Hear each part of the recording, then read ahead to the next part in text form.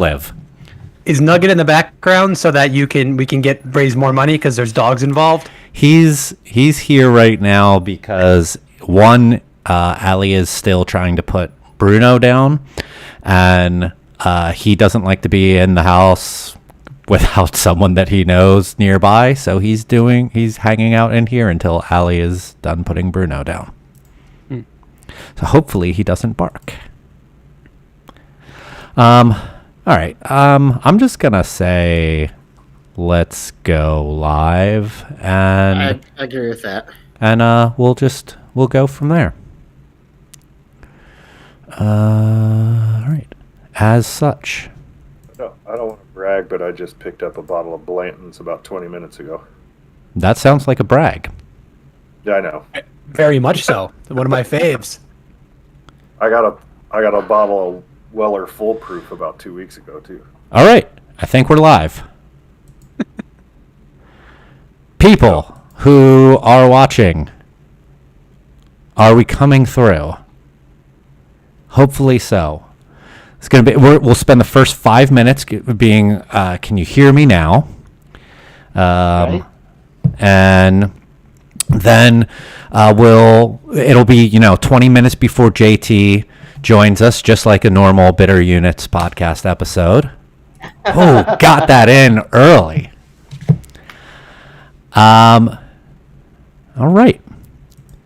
Chat, how are we? All right, can you see us? Can you hear us? Chat doesn't care. I don't see or hear this on my end anyway. Oh, hey, I can see us now. Yay. Yeah, let me see if I can maybe change up a couple things here to make it run smoother. But yeah.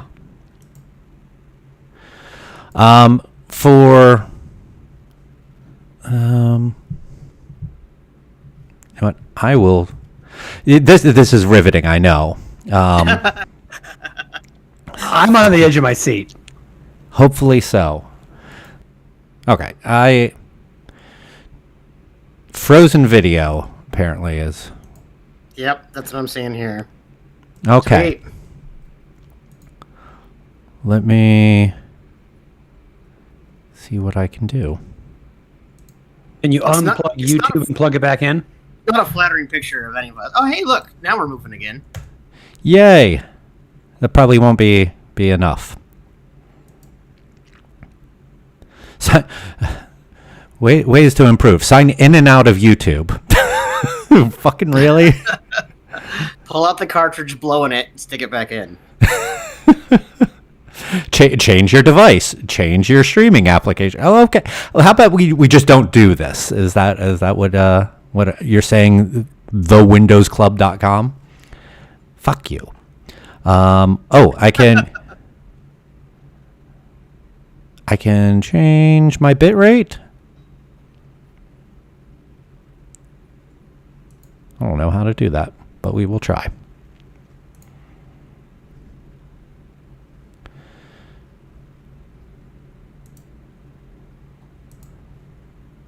I don't know either. Mine doesn't seem to want to do two things at once.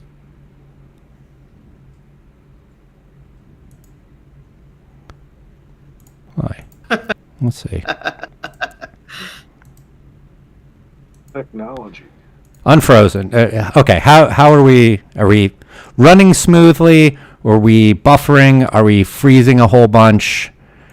I changed the bit rate that our output is. Hopefully that fixes things. All right. So unless someone tells me to stop, we're not working well, I'm just going to go on. Welcome, everyone, to our live stream. We've been doing it for 4 minutes and troubleshooting. Yay.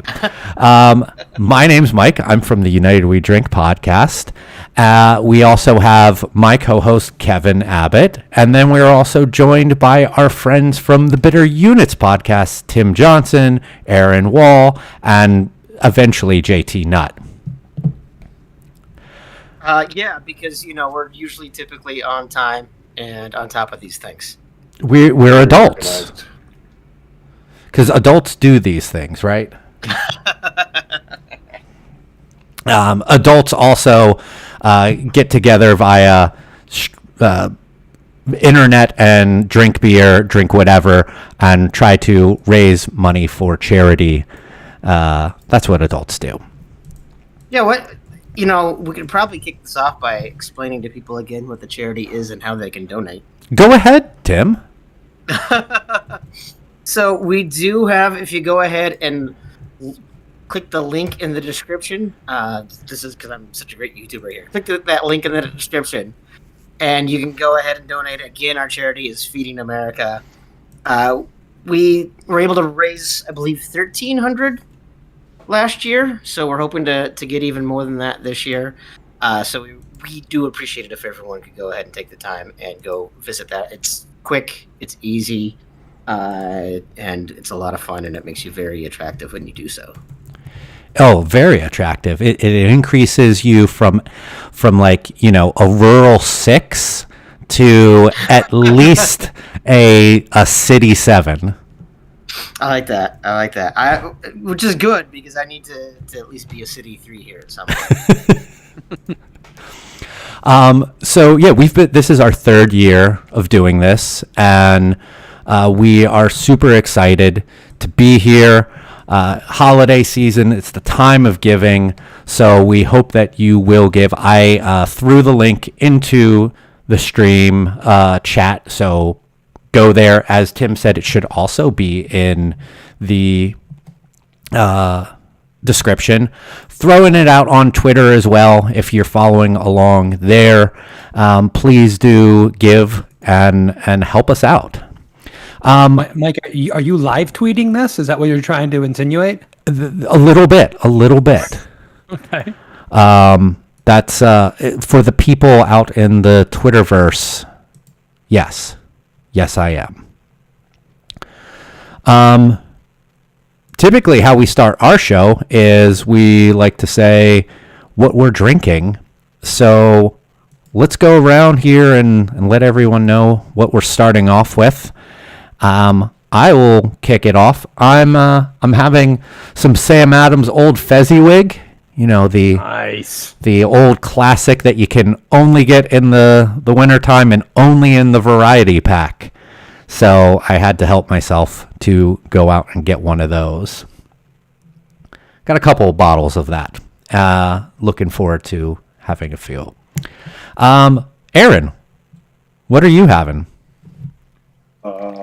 As every good beer podcaster should have, I'm drinking Eagle Rare right now. I'm not even drinking beer, so I'm on the bourbon train. So that means that you can get it, which I cannot get any Eagle Rare here. Comes and goes up here. I can't even remember the last time that I saw it. It's fucking nuts.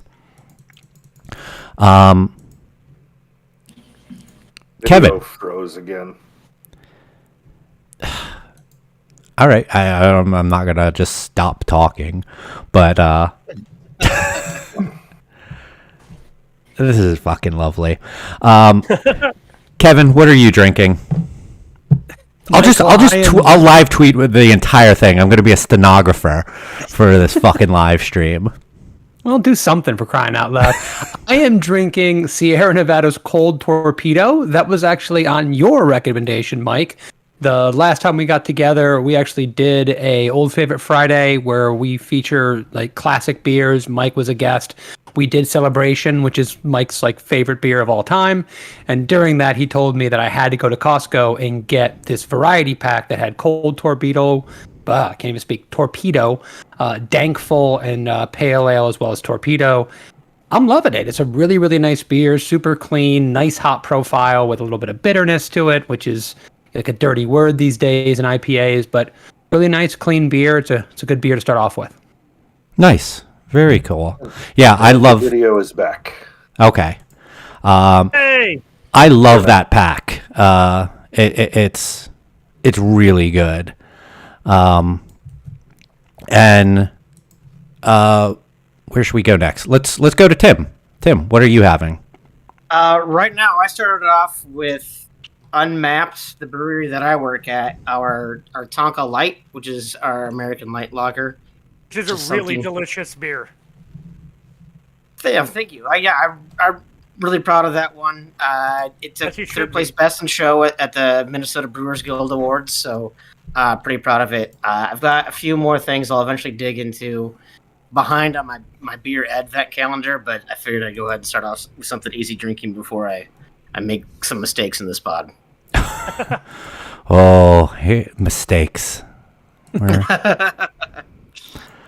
And lastly, JT has finally joined us.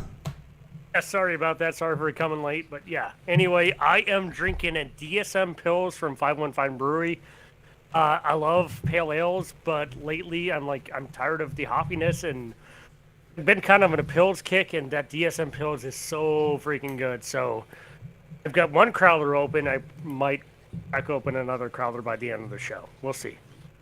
It's pretty bold of them to take a Pilsner and call it DSM, considering how close that is to DMS.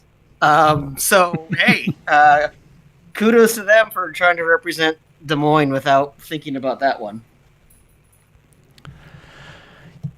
Yeah, I like that Anya points out stenographers don't make a lot of money, so perfect for someone in the brewing industry. It's a lateral movement for me. Minus all the heavy lifting. Nah, they do all the heavy lifting of those trials. They won't know what the fuck happened if they don't type. All right, so let's take a quick look at our fundraising, see if anyone has donated yet. We got $100. Yay! Awesome. Way to start things off, and it's from Tim. Awesome. Somebody's got to kick this thing off, right? I also like that you did put that out there. You can be anonymous. You can put in a fake name. Tim decided to just not show any. I can't fucking think right now. But yeah, just being honest. Put my money where my mouth is. Put my money where my mouth is. If I can go ahead and donate, someone else can too. Money is very dirty. Setting the example. I like it. Oh, great. We're frozen again. This is fucking going lovely. All right. So the chat is normally behind. I'm actually able to have a pretty nice chat up from the program that I'm using to stream this. I didn't realize it pops a chat into it from YouTube, so I don't need Tim to do a little look over there, but Oh, thank God. yeah. Go ahead and close that, Tim. I got this. Oh, you, Mike. It's always the Mike Urevich show over here. Unless you know what? If Jason, if you're out there, I know that you were in the chat earlier. How do I make OBS better? And I decreased my bit rate to what YouTube recommends, and it's still shitty. So I know Jason likes to stream, so please let me know. In the meantime, I'm just you know what? Someone else talk other than me. Fuck this. Well, why don't we go and throw it over to Aaron because he's so good at ad-libbing. Aaron? Yeah, we're doing great. Personally, I want everybody to know that personally, I think 1,500 is too light a goal. I thought we should go for 2,000 this year, but you know, it's going to be pretty tough if we can't figure out this video thing. But, really appreciative of the people that have showed up so far. We've got 4 or 5 people in the chat, and hopefully we'll see some more. So we'll get it figured out. We'll keep going. Look at the positivity there. Yeah, you know me, really positive all the time. Super lighthearted, not at all bothered by things. Very positive. I very rarely tell people off. I mean, happy-go-lucky really is generally the phrase I usually use. Cowboy hat. exactly. Lucky go happy. That too, I guess. Sure. That's a thing. So I have a question for the Bitter Eunice guys. So did you guys send a check to Mike for the final question for your last episode? Oh yeah, it's in the mail. 100% in the mail. Did you get that, Mike? No. But you know what? I keep on getting these text messages from USPS and UPS and FedEx telling me that my packages are being held and that I need to go to this link in there to make sure that they get pushed through. So, and I haven't done that yet. So it's probably one of those. Oh, I'm sure that's all. Emails. You get emails that someone needs to hold your package. Yes, all the time. Okay. And there goes JT right off the bat. I appreciate that. So these guys borrowed the Taco Bell question. Yes. For the last episode, and I didn't- just No, let me be clear. We didn't borrow. We just straight up stole. I was gonna say, yeah. gotcha. I didn't Tried ask it like for you stole permission. I'm a ask for forgiveness, not permission kind of guy a lot of times. So I just did it. That's perfect for the brewing industry. How does that work out for you, Aaron? Works great for me because I don't do things that are technically illegal. So All I could think of while I was listening to that is, man, if there's one person in the world that hates IP theft more than anybody else in the beer industry, it's Mike Urevich. Which is exactly why we did it. All right. YouTube's finally saying that the stream is healthy. Stream status excellent. So if it's not working right, then it's everyone else's fault but mine. Abdicate responsibility. Yeah, exactly. All right. I'm gonna be a terrible fucking lead to this tonight.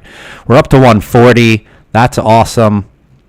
And we're gonna have some guests come in and join us at different points throughout the night, and that'll probably lead to really terrible things as well, especially if Joel comes on, when Joel comes on. Exactly.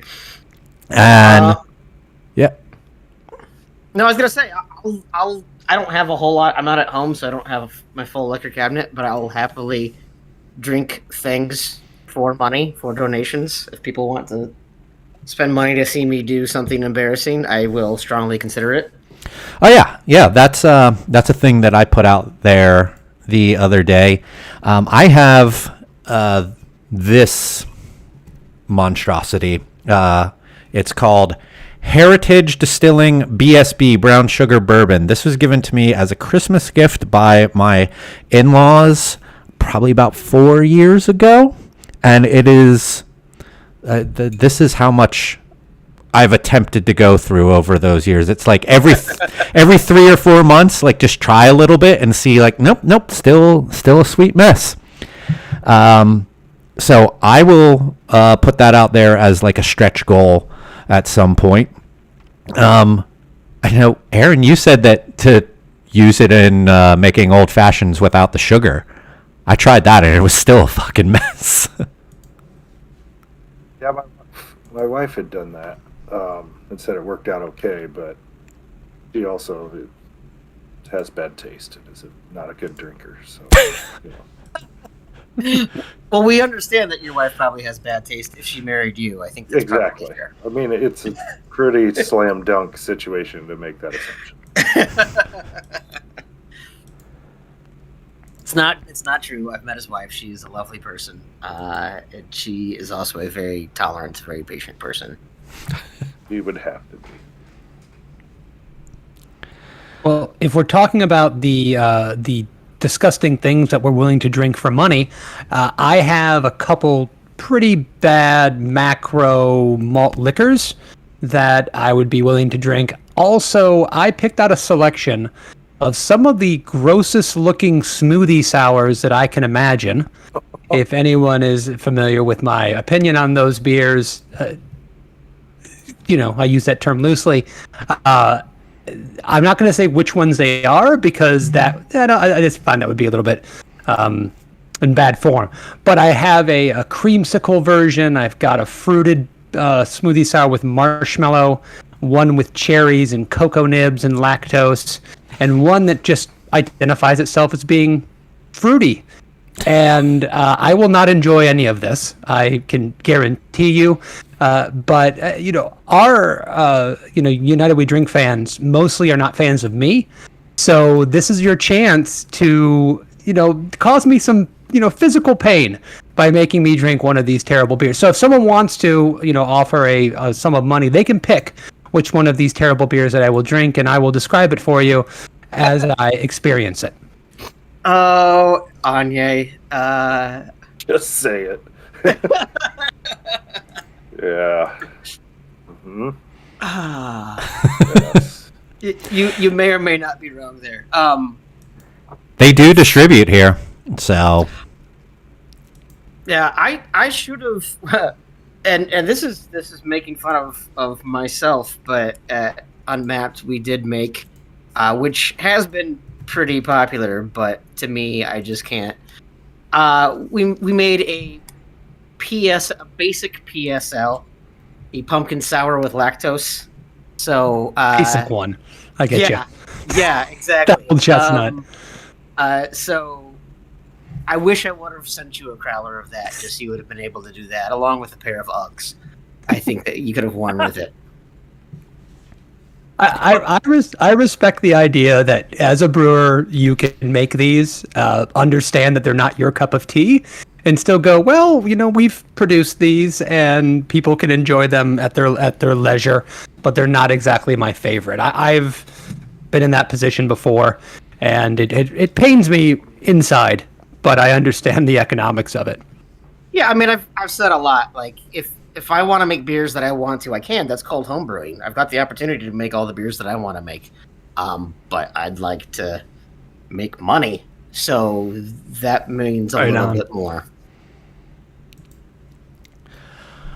Did you say that one of them had cocoa nibs in it? Yes. I've had one sour that had cocoa nibs. I think it was cocoa nibs and blueberries and lactose. And it was one of those things that I'm like, this is so terrible, but yet so kind of okay at the same time. I couldn't wrap my head around chocolate in a smoothie type sour like that. A brave new world, Michael. It's a brave new world. I've seen a number of people make coffee sours, which I think already. Those aren't two things I like together. Like, I'm not having my morning coffee and think, what would go great? Some Sour Patch Kids. If I put a couple of tablespoons of apple cider vinegar in this, I think it would just be awesome. I had a coffee sour at, of all places, Guinness in Baltimore before, and it was rather pleasant. It wasn't super strong on the coffee. It was very mild, and like it kind of just tasted like instead of an espresso with a twist with a tiny hint of espresso. to it. I've been intrigued to want to try to make something like that myself, but I can't get anyone else on board to make it. Well, I think that we have realized in the beer industry that we've already experimented with all the pleasurable flavor combinations, right? We've gone through the litany of them. We've said, oh, chocolate and coffee, those will work. Oh, let's throw in some cherry, blueberry. Now we're going for contrasting flavors that will make people's palates angry.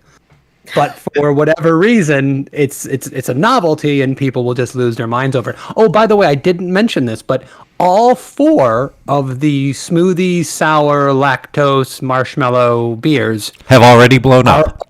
are all over 4s on Untapped. I made sure that I got very popular from very popular breweries. That's one of the reasons why I don't want to say what they are. I don't want to be a hater.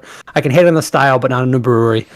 So they are well received, well respected, and to my palate, probably going to be painful to ingest. So Tavor will carry them because their Untapped scores are high enough.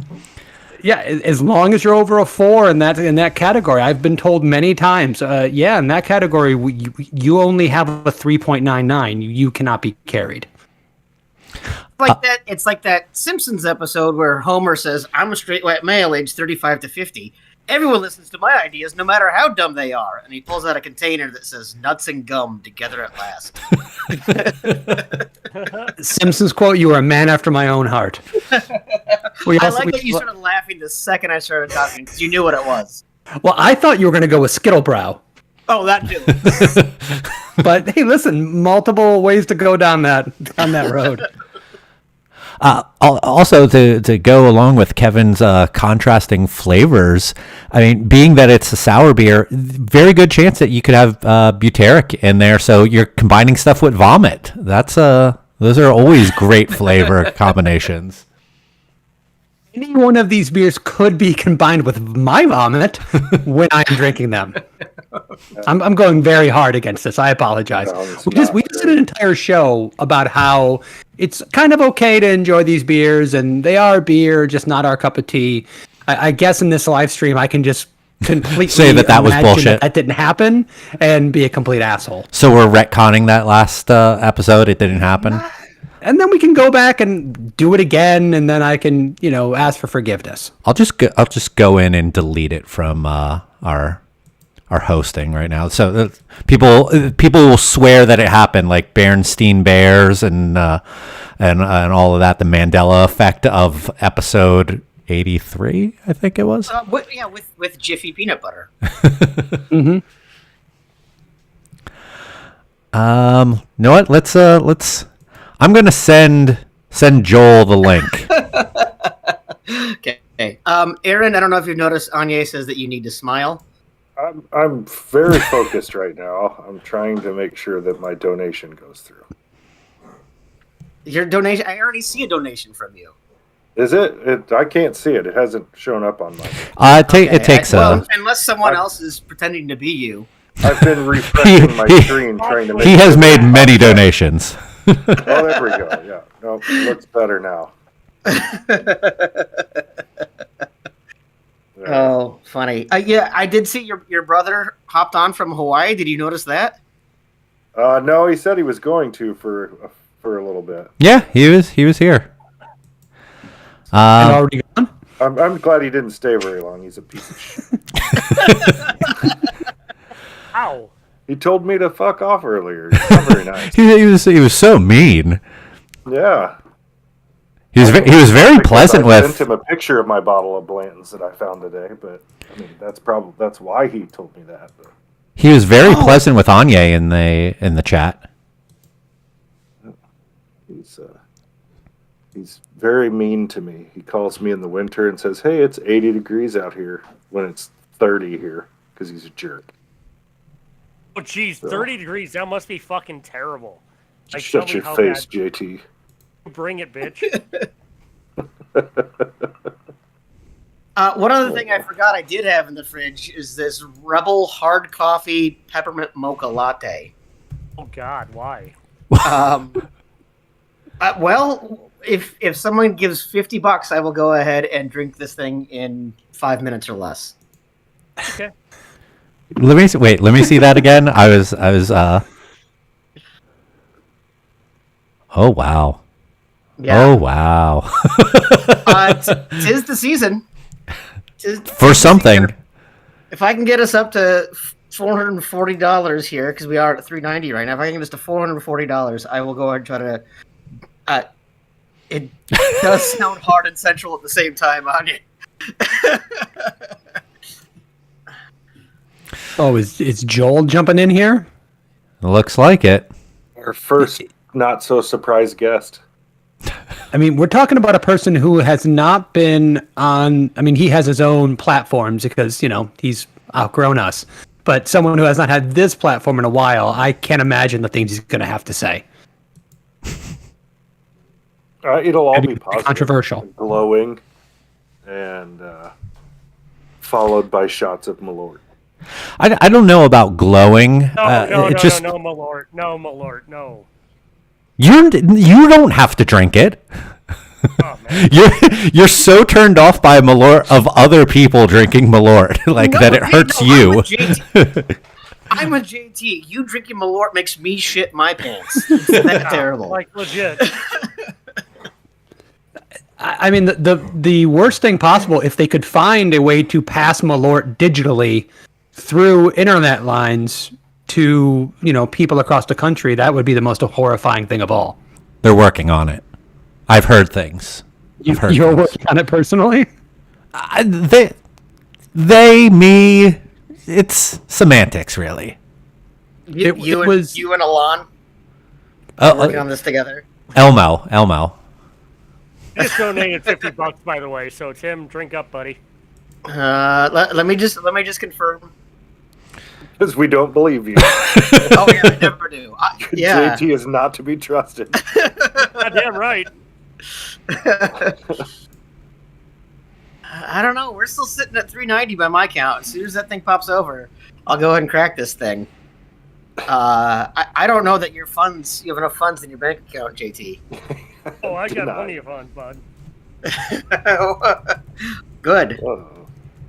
Somebody's a braggart. Yeah, Pixar didn't happen, JT. Maybe I stuck it, Tim. Oh, okay. Let me see here. I'm gonna immediately regret this, aren't I? I hope Yeah. so. Okay, well, good. Hold on. My dog's yakking. Did you just give your dog Malort? I think he was turned off by it. See, all you have to do is talk about Malort, and a dog somewhere is gonna throw up. Yeah, it's still not popping up. I'm gonna keep refreshing. I don't know, Aaron. Can you see on your end? Are you looking? Let me look again here. I will refresh it. No, still shows $390. But then again, it took 5 minutes for mine to show up or better. So Chris Shipley, my co-host over at Old Man Strength, went ahead and gave a donation with the note "Tim sucks." We appreciate that. Hey, look, if you guys want to donate just so you can insult me in the comments, I am all about that. I am a glutton for punishment. That is true. Yeah, Tim, if this actually this hey. donation ever goes through, are you going to give us like tasting notes of this Sweet. concoction? I will. It's Tim, what was your number? I said once we get to 440, I'm going. Oh yeah, we're at 640 now. So start drinking. Oh jeez. There were All two or right. three in there that hadn't showed up yet. All I right. thought So he we said have- $50 and I'll drink it. My bad. So this is a malt beverage with natural flavors and 100% Arabica coffee. Oh. Cool and refreshing 5% alcohol. Oh, it's produced by 12.5 Beverage in Neenah, Wisconsin, so it's not too far away from here. And I should know that it does contain milk. Oh, Um, not lactose, yeah. milk. Milk. It just says does contain milk. It does a body good. It also has a Best By date of Probably not. February 21st of 2024. Scares me. Jesus, But Anya.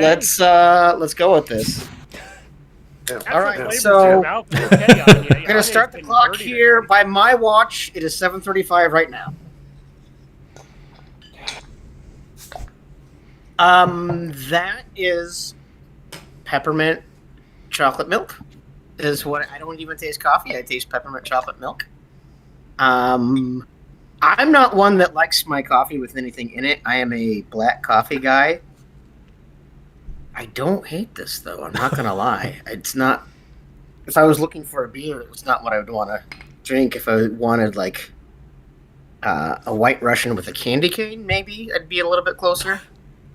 I don't know. It's not bad. I better get drinking though. Hey, can you guys hear me? Yeah. Yeah. Gotcha. Yes, disembodied voice.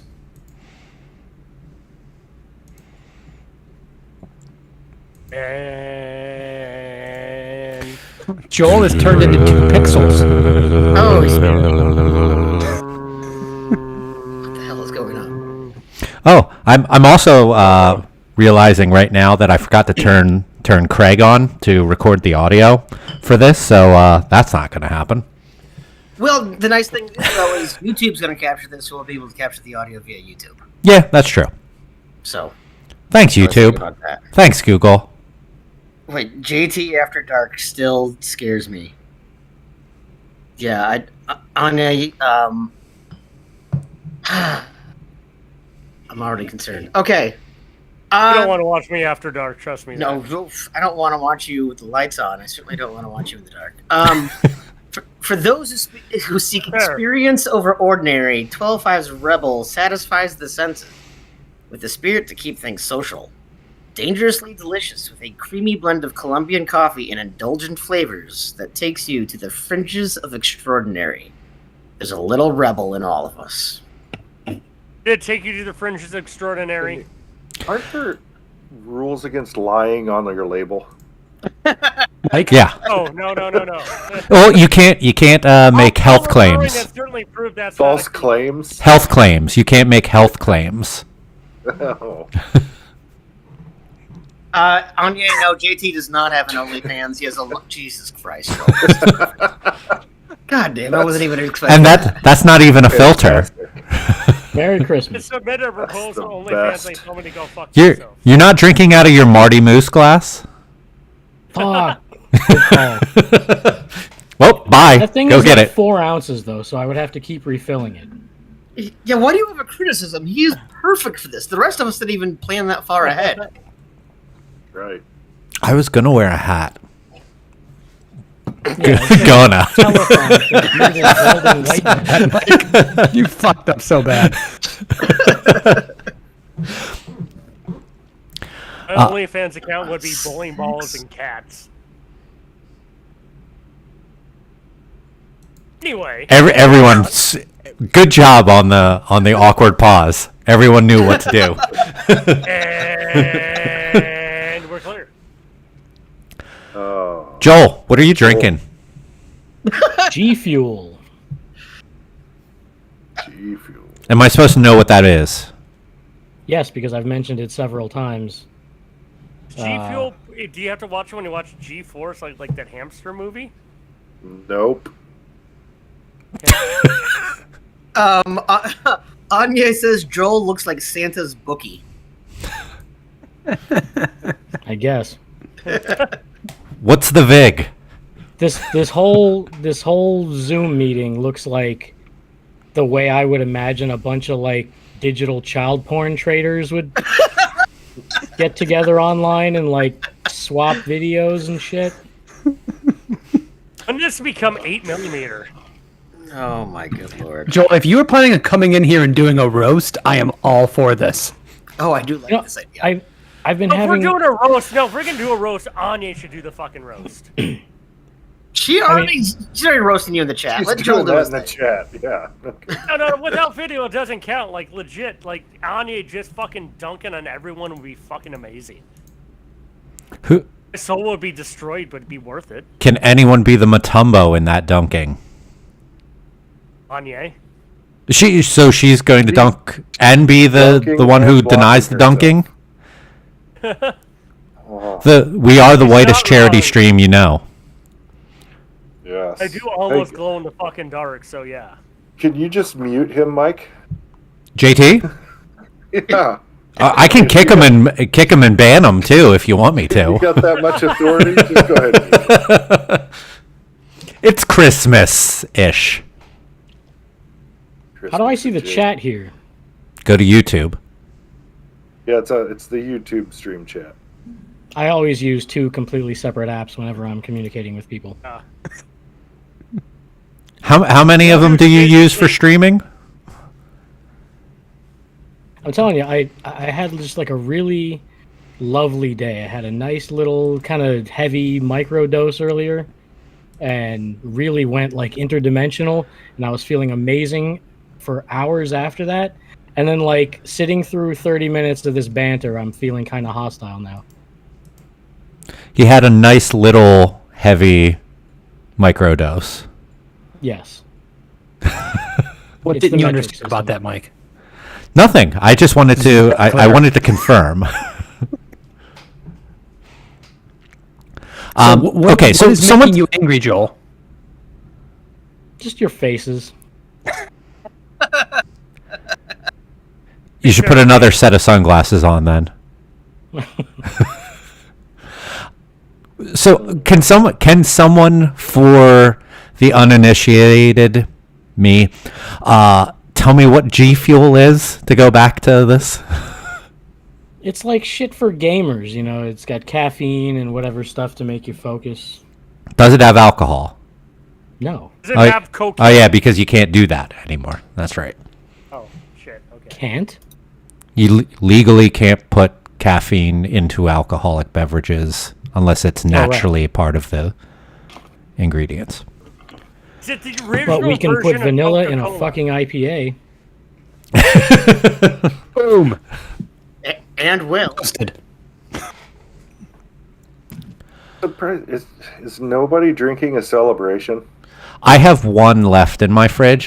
It's probably I'm on my second Fezziwig, so after this I'll probably go to that. I'm not I sure drank if the last celebration last night. Yeah. Such a For good all beer. the tweeting and various things I see about celebration, the fact that none of you are drinking one is weird.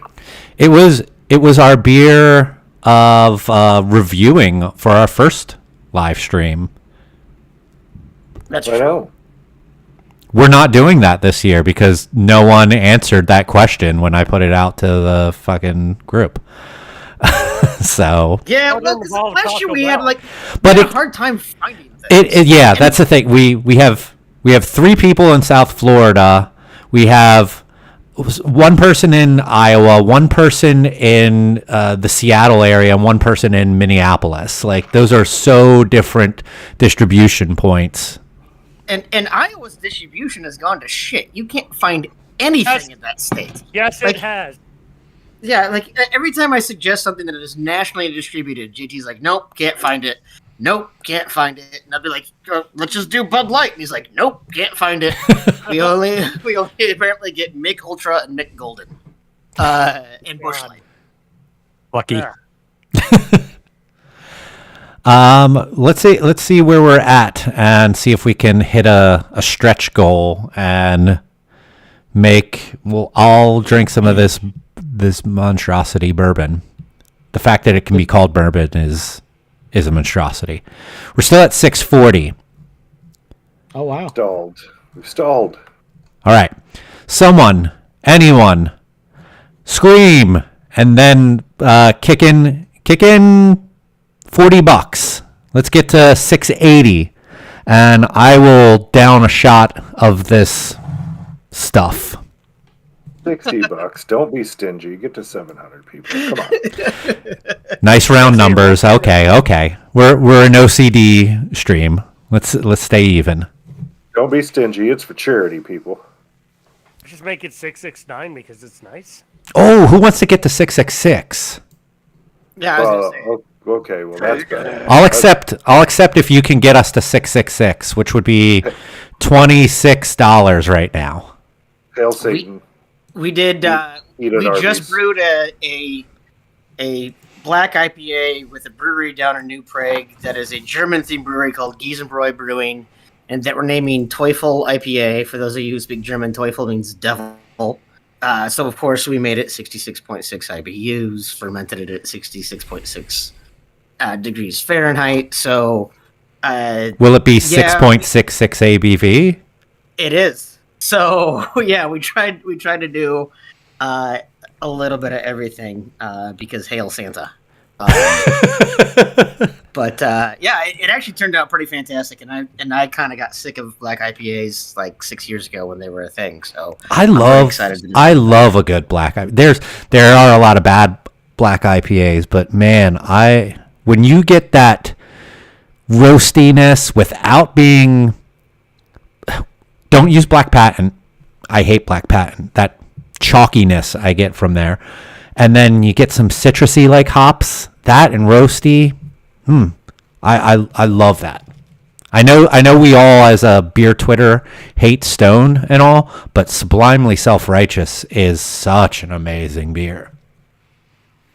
I did we did Midnight Wheat to get a lot of our black color on this thing too, which is one that I really love. That's a good one. Yeah. Let me see. Anyone do it? Did anyone hit it? Anyone? Bueller? No, Bueller, no anyone? one cares. we're- What's beer? 6, and We're I already will. we're already up to 716. People have already Really? crushed right through that. Yeah, absolutely. Wait, I just refreshed and it's 6. Still says well- 640 on. Well, your lovely wife wanted you to drink one of your dank ass beers. Wow. She's in the room right next door, so. I love you. Fantastic. I think that's great. And then yeah, we did get an anonymous $26, so we're moving there. But yes, you don't get a dank ass beer. I don't think I have any dank. I have Celebration. That's right. I do have that. Yeah, well- I also have the cold IPA that's in the Sam pack. That's really tasty too. Call me a fan of cold IPA.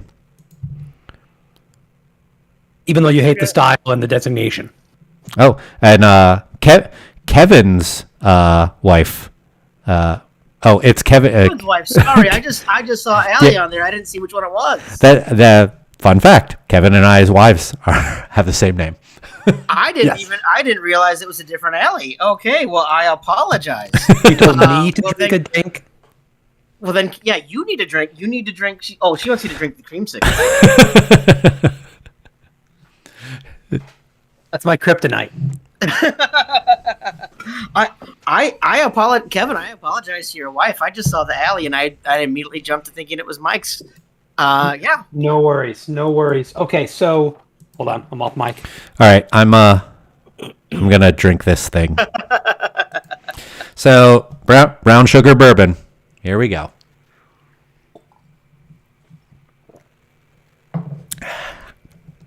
Fuck, Christ! Oh my God! Is it like drinking maple syrup? No, it's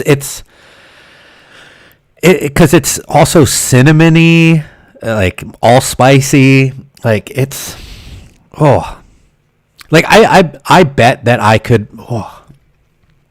And you know what? I'll just let it burn for a bit too. I won't drink anything.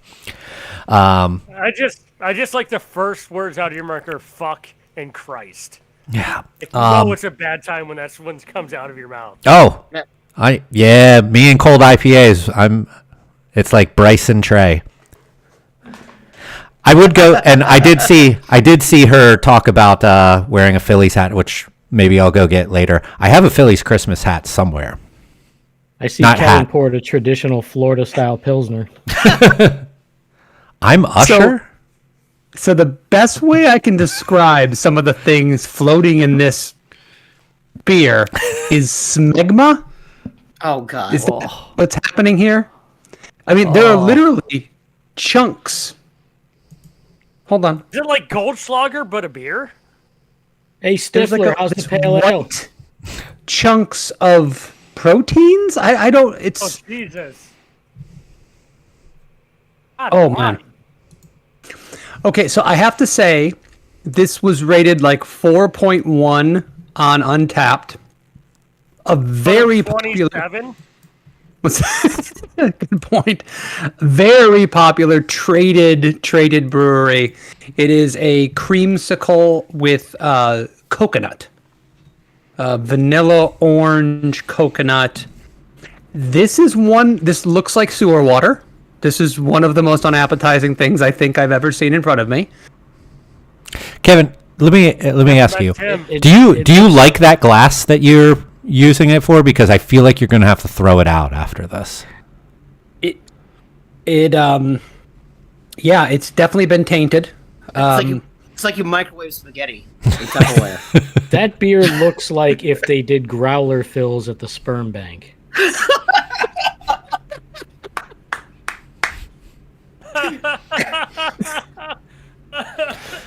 Does the bartender get material that they get to use while they're pouring it?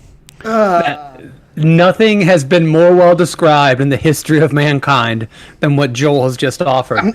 So I mean- glad Joel just came on and is just the Jeff Ross of this live stream. Just quietly make one-liners. So I have a question. So for you got to look like Gaddafi soon, Joel. Who cares to chime in? I do not know this smoothie sour style very well, thankfully. But is it normal to have random white globs floating? Is that like a badge of honor? Is that a good thing? Just Anyone? is.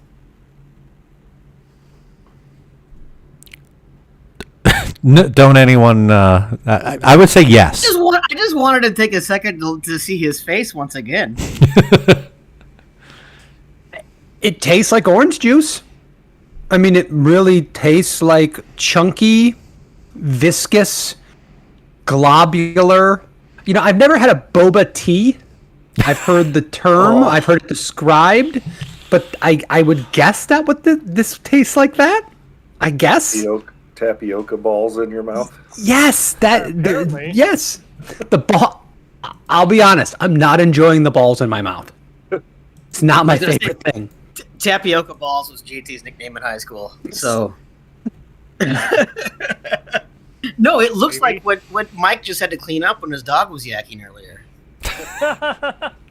The chunky stuff they had to clean out of the Orange Julius machine every night. It's not pleasant. It's sweet. A little bit of sourness to it. It's just fruit and unpleasant globular mouthfeel is the best way I can describe it. And I also have to point out, this is very important, this beer is rated better than 99.9% of the beers that my brewery makes. So this is objectively, by all accounts, better than everything we do, Joel. Yeah, Joel, how does that make you feel?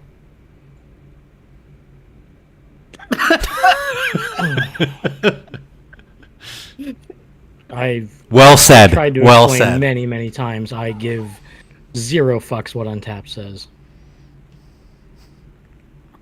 Okay. I just like the phrase "unpleasant globular mouthfeel." Yeah. Is that patent that? BJCP acceptable? trademark. You know what? I would like to see Kevin write that out on judge notes because you can't read anything like that anyway. But I can't imagine. And also, what's the ABV supposed to be? Let's see. I also have to point out that I thought I poured this whole can in this glass, but obviously I didn't because it's a 12-ounce glass. So there's actually more that I would have to drink. It says 8%. So it's 3. Oh, I'm sorry. Yeah, like a 450 North 8% or like a real 8%. Oh, that's really putting him on the spot there. So I missed one thing. There's pineapple and coconut in this creamsicle. And you don't What you taste expect either of from those? What's that? You don't taste either of those? I mean, there's a You lot said of it just stuff, tastes though. like I mean, OJ. there are a lot of fruit flavors happening here in and around this beverage. There's a lot of things and flavors and fruits going on. Doesn't sound like any of them are good though. It's not my favorite. I can understand someone drinking this who had no interest in beer, or like heard a friend tell a casual acquaintance about something called beer, and then thought this might be it. I can imagine that person going, "Oh yeah, it's good. It's like a pina colada ish thing in a can," but it's something that I don't understand. You know, and that's one of my things with this is like, I don't want to yuck someone else's yum if I can take a term that I hate. That's a term? It is. Oh. But like, man, like if you like that, you know, drink what you like. Just don't tell me you like beer, right? Like, if you tell me you're a car guy and I ask you what your favorite car is and you say red, I'm not going to consider you a car guy. And so if you say I'm a beer guy and I ask you what it is and they say a creamsicle sour with pineapple and coconut, I'm going to be like, oh, so you don't actually like beer. That's cool. Drink what you like. But I mean, it's just not it. Beer, right? Or like, if you're a car guy. if you tell me you're a car guy and I ask you what you're... That's just for my buddy Joe, who can't be here to defend himself. So if you say I'm a beer guy and I ask you what it is, they His say wife's Christmas cream- party for her work. What do you drive, Aaron? I drive a Chevy Colorado. I drive a Dodge Stratus. I am a regional manager. A Chevy Colorado. Wow. And I'm not a regional manager, thank you. I'm a district manager. Moving on up. Oh, funny. Hmm. All right, who else has something terrible to drink that they need to use as an excuse? Oh, Joel. Oh, it's there. But he enjoys that. That doesn't count then. Like, what the fuck? It seems like No. Kevin's the only one who queued up a bunch of stuff for this. Well, let me go grab something from the beer advent calendar and see what's next. Okay, let's do December 8th. All right. I drank December 8th actually already. No, I didn't. Oh, I have that, and I've heard that it's a diacetyl bomb. Let me see. No one's ever been more excited to drink shitty beer. I've got a seltzer and I've got a Heineken non-alcoholic. So That all the joys of Heineken minus anything that's redeemable. I actually have had the 0-0 and thought that it was pretty tasty. I love them. haven't That's tried my it yet. go-to. I just hear like I'm a Formula One fan. Like advertise all the fucking time for that beer, non-beer or whatever. So yeah. All right. Jimbo Slice, what do you got? So this is a pale ale that is by a brewery that I respect here in Minnesota. So it makes me a little sad to know that people had said this is a diacetyl bomb. You know what? Let me go get a glass or whatever is in my Airbnb to drink out of. I'll be right back. Oh, he's Airbnb. Airbnb-ing it. Oh, okay. He's hell, doing a he's got great it job. all? He's doing a great job of building anticipation. You just go out, you come back in, you go out, you come back in. It's So- riveting. On So you location. please are Tim right. Johnson. I'm waiting for him to put his earbuds back in, but he's in an How he's Airbnb saying because so he's going to film a porn after the live stream, just getting a whole lot of video content done in one place. It does look like a casting couch. You're not wrong. I mean, Anya said D-Talk, so there's going to be this D and then that D. Yeah, I'm in the oh god, in my EBDB Airbnb. So you said Can I that this buy a is vowel? What were you saying, Mike? you said that this is from a brewery, a Minnesota brewery. Is this like a locally put together advent calendar, or is this a national one, or like? This is one that we do at work. So Oh, okay. yeah, so Like the tap room staff, the brewers, everyone, they all get to contribute, and we just We all have bring in a a beer. You have to individually wrap 25 beers and then bring them in. we have a special request in the donations that just Oh, came in. okay. Okay. Is it from you? It's from Chris Har. I assume that's how you pronounce that. Yep. He says, I can't watch the stream, but have Tim drink a car bomb if possible. Tim, do you have the things for a car bomb? No, but I wish I would have saved some of that peppermint mocha latte, and I could have dropped that into something. Guys, car bomb is an insensitive term. Haven't you heard? Yeah, that's true. It is. Those car bombers are such pussies. Oh God. Get all They actually call it a wedding drone now. Oh, Wait, jeez. what? Oh my God, Joel. That's fantastic. Wedding drone? What? So Chris went to college with us, Aaron. I know that you and I didn't know each other in college, but he went to college with us, and one of the first times he and I got socially drunk together, a car bomb may not have been involved. So I will have to do that here in a second, but let me go ahead and first try this pale ale and see if I'm getting diacetyl out of it. I'm not getting any on the nose, which is usually a pretty good sign. Send it my. I can't smell it from here. Wait, you can Surprising. smell beer? Beer has aroma? Kevin has famously said that I can get diacetyl out of water. So I've seen you do it. I'm not getting it out of this. So if other people were getting it, I don't know. I mean, I'm not saying that they didn't, and I usually get it. Like I literally once went into the bathroom and threw up after drinking from an infected lime that was so diacetyl it was too thickly butterscotch to me. I couldn't do it. yummy. Yeah, but this one, Centennial Simcoe, 5.5%, 40 IBU. I mean, I'm quite enjoying this actually. I'm almost a little bit disappointed for the podcast, for the entertainment value that it's not. But no, I'll drink this for a little while. Hold on, I'll go back in time and pick up one of our IPAs from Joel and I's first brewery. You know what? I'm gonna let this sit warm and see if once it warms up, diacetyl comes out. A lot of times when it's super cold, I can't get it, so we'll let that warm up. I'll go pick something else. I'll pick up yesterday's, December 9th. We'll see what that is. Ladies and gentlemen, the Are Tim these Johnson Advent calendar Show. Beers? What was that? Say, Jill? Are these Advent calendar beers? Yeah. I thought you said adjunct calendar beers. I thought that would be very appropriate. I'm sure it's the same thing.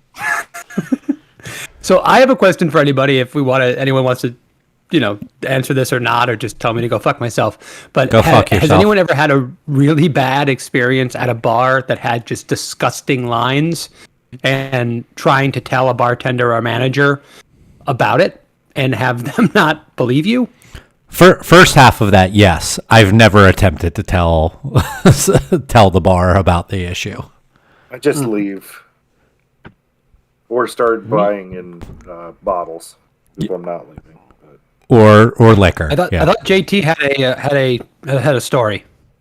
He put his hand up. Got two places. There's shit, I just forgot the name of the place. There's this cowboy dance bar in Clive that I fucking hate. Shit. What is it called? Miss Oh, Kitty's. it's not That's Cowboy really- Dan's bar? Miss Kitty's, thank you. It's Miss Kitty's.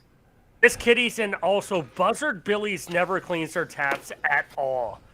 Like legit, like there's one tap like the always random like seasonal beer and it always tastes like cinnamon and shit. It's so bad. Interesting And combination. Oh, like legit. It's like really bad chili.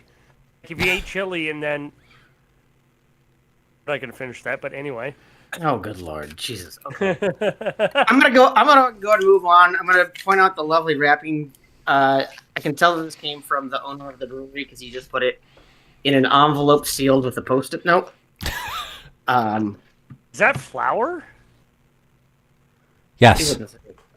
Tim's about to start his own bake-off show. It's the Great Minnesota Bake-Off. This is his So, technical challenge. Aaron, Yes. you called us out earlier.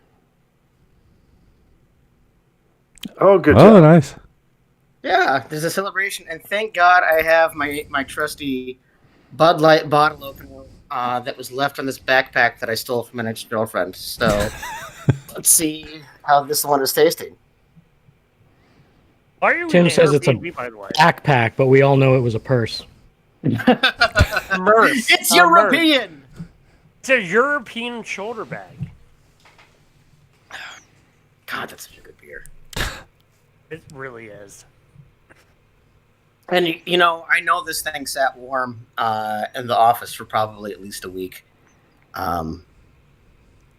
You know, if any of us made a beer like this and let it sit warm for like 3 days, it wouldn't taste half as good as this. This is incredible. It's perfect. Yeah, it really It's is. a perfect beer.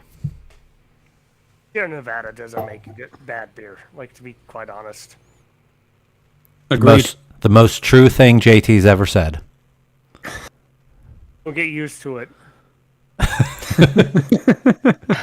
Good lord. Anya wants to know if I would steal from an ex-girlfriend. Well, No, she Technically, didn't say if you would. She said you oh, I would. would. Oh well, yeah. Because I you're a would. pile of crap. Whatever. Would you? I'm comfortable with that. Is it stealing if they never come back for it? I say no. Right? No, Really? not at all. The number of sweatshirts that I no longer own, I think this is a nice fair trade. Yeah, see, right? If you don't miss it, it doesn't matter. He misses at least 2 of them. What?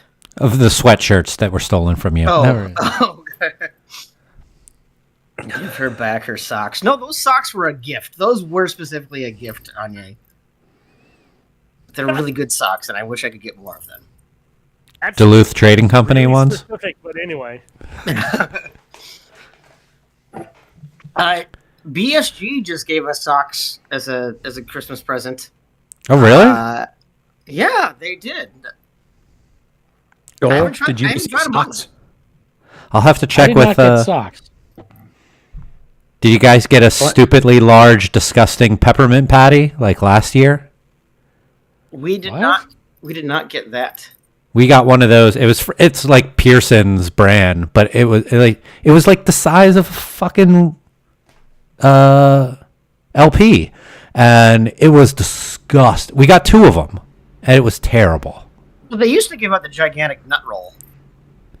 Did you guys Yeah, ever get the gigantic nut roll? Joel bought one on Amazon before. Well, I got one when we won Best Florida Beer, and then I was actually happy to receive that 2-pound nut roll in the fucking plaque. But I think I also ordered one as a gift. Well, shit, Tim, you met Eric, right? Mm-hmm. My buddy Eric. So when he opened down here, he was always complaining that, like, you know, he's from up there and nut rolls are just like the biggest thing ever to him, and like, I guess on his first big order when they were opening the brewery, like, they fucked him on the nut rolls. So when he finally got opened, I bought him a big 2-pounder to celebrate. I'd have to go yell at someone about that. That's not cool. They've got well, that was like 4 years ago, but they have fucking nut rolls at Dollar Tree. I didn't know that. They got a lot of things at Dollar Tree. I was just in a Family Dollar earlier today, which is bullshit because they've got things in there that are like $20. And I'm like, how are you going to be called Family Dollar if you're selling things for $20? Mike, is that legal? Is that okay? False marketing? I don't know, but he's very close to having like a Mitch Hedberg like bit there. Just work on it a bit. Workshop it some more. I need to get caught. Went into a Family Dollar and there was something for $20. That's fucking bullshit. But Called the Dollar Tree, not the $20 tree. That was a solid Mitch Hedberg. I I'm against picketing, but I don't know how to show it.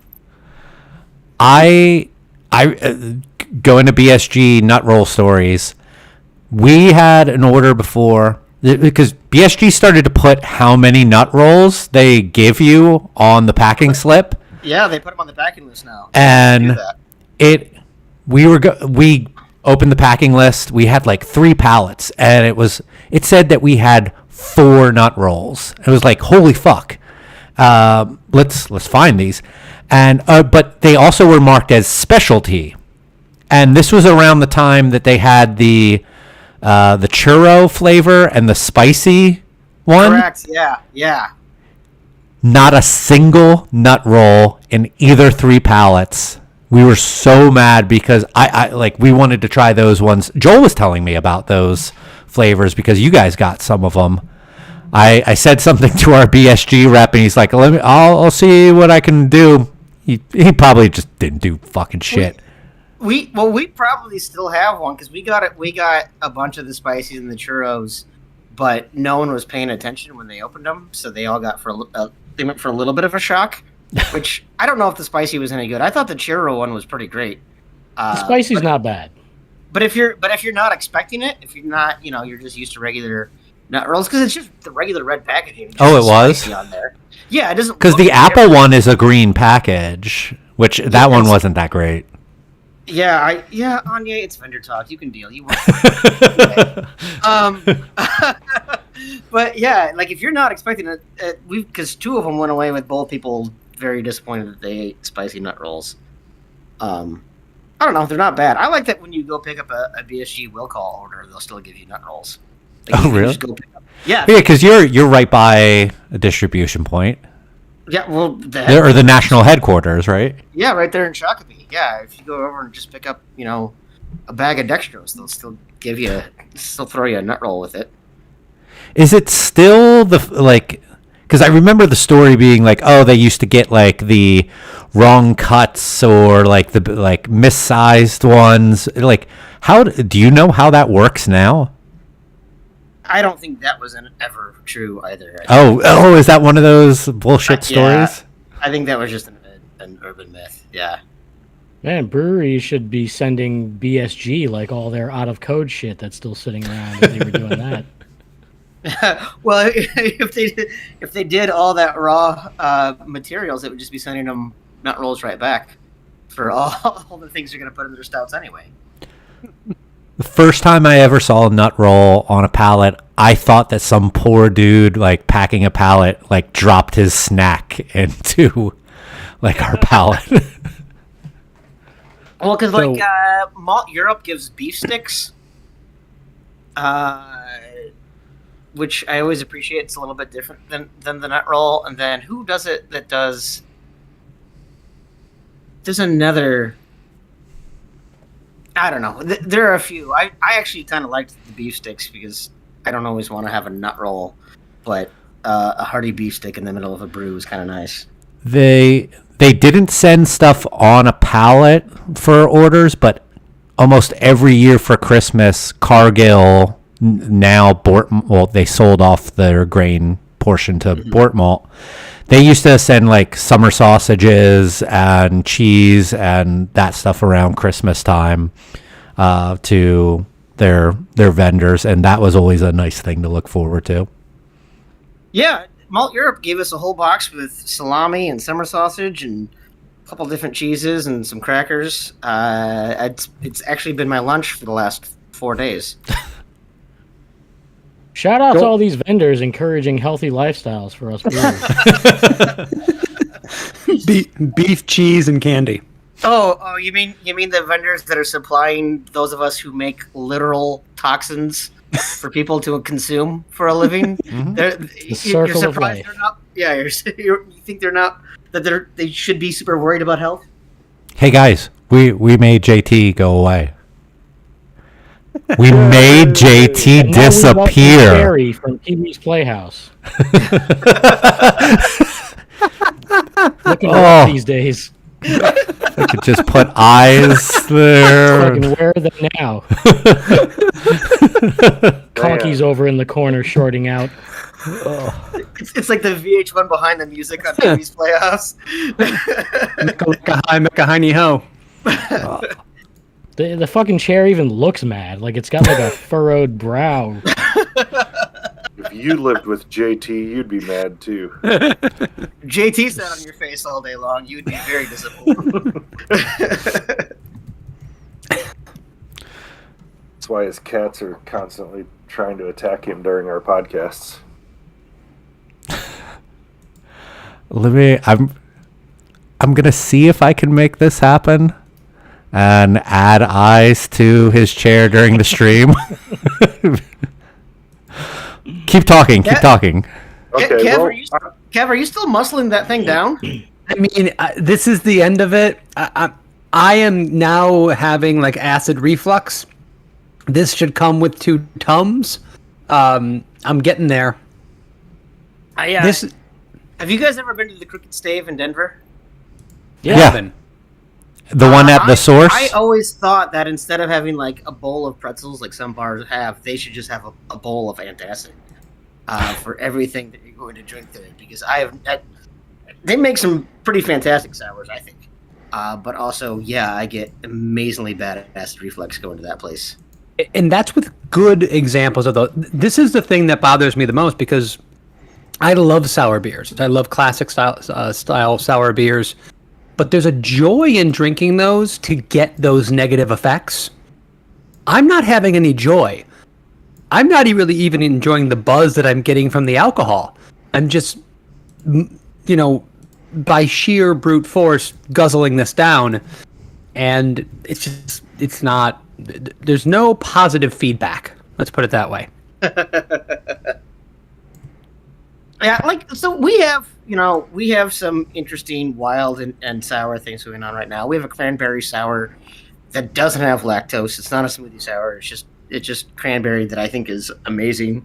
I still can't probably drink. I still probably can't drink more than one of those. How are we looking with the eyes that I put on? You can only see it on the stream. Oh, it's on this. they're a little off, but I mean, it'll do. It'll do, right? they look very evil. Yes, because Joel said that that the chair looks very evil.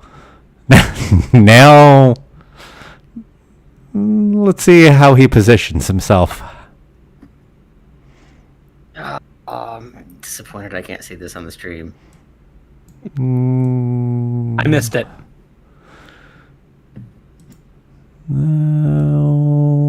There and there. Huh? Folks, just want to check in here. This is the quality content that you are tuning in for. We are over halfway to our goal at $806. Okay. Wow. So please, Thank you guys. if you could keep on giving, maybe give more if you would like us to end this. If someone wants to give $10,000 right now, we will shut this thing right away. But please go ahead and continue donating. Please make sure that you're telling your friends. And a reminder that if you can't give right now or you're not on a device that's accepting whatever, you can always go ahead and give later. We will continue to leave this up for how long, Mike? Till the 14th. So yeah. Which is someday in the future. If you get paid on a weird day of the week, like a Tuesday, like me, then you wait till then, and then you want to go for it. So I just want to point out that I unfortunately brought a blood orange Spindrift with me to drink just for hydration, and now the thought of drinking that makes me sick to my stomach. So this has been ruined now. That entire 8-pack is out the window for the next week or so. I'm gonna have to stick with my. Are you literally going to go and put it outside of a window? Well, just to make sure. I don't know Just that to I make can drink sure. it. But Joel, I am drinking right now unflavored polar water. Joel's favorite. Anything? I mean, if you're gonna, have you not heard of the CO2 shortage? You know, like if you're gonna drink something carbonated, let it have some fucking flavor. I have something carbonated with some flavor, and I'm not enjoying it at all. What is the carbonation level on that? Room for carbonation. What's that? I can't believe there was room for carbonation. Like I just imagine that beer sitting in the tank going, no, don't add anything more. I don't care what it is. No gas, no fruit, just get away. Yeah, can you carbonate Aunt Jemima? Like something to Pearl Milling Company, you insensitive son of a bitch. oh All you guys are just getting canceled tonight. It's really a shame.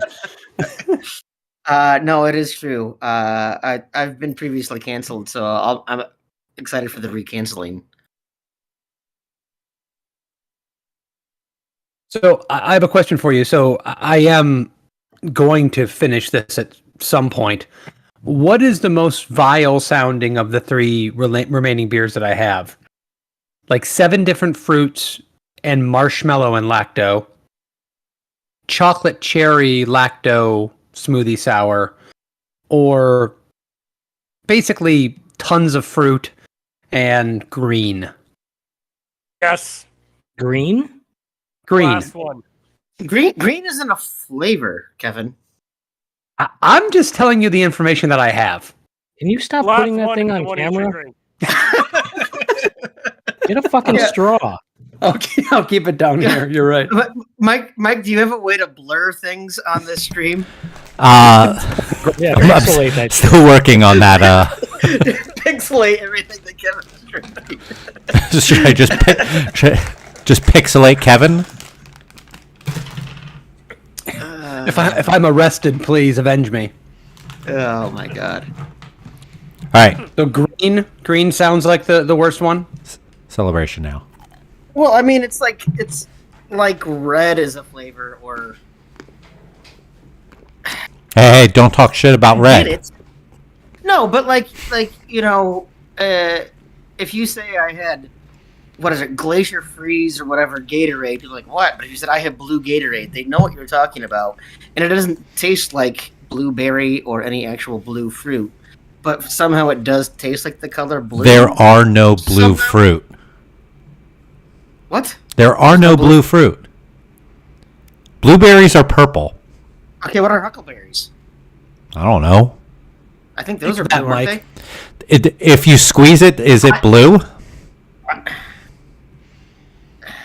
That's what I she wish, said. I wish I would have known we had this conversation. I would have brought some fucking huckleberries. I'm your huckleberry. I had to say Someone Sorry. had to. I know, Someone had like to it say was that. right there. I was not gonna do it, but it was just there. Because not a single blue beer that has ever existed has something that is a fruit in it. Well, nothing is the real color. Like, do you know what watermelon juice looks like? Oh yeah. Like, it looks like water, but you have to color it in some weird, either bright red or bright green or bright red and green type of flavor for people to go, oh, that is watermelon. We've used strawberry juice in beer, and it's the fucking most disgusting looking brownish color. You got to touch it up with something. I once submitted a strawberry cider to a competition with 100% natural strawberry juice, and the feedback was obviously used artificial strawberry flavoring. And it was 100% natural. But that, I mean, it's because everybody's stupid brain has been trained that that's not what that's supposed to look like. Well, nobody understands. I mean, people who think bananas taste like banana flavored candy, strawberry tastes like strawberry flavored candy. Like the actual flavor of fruits and natural ingredients just are, like you said, our brains they reject them.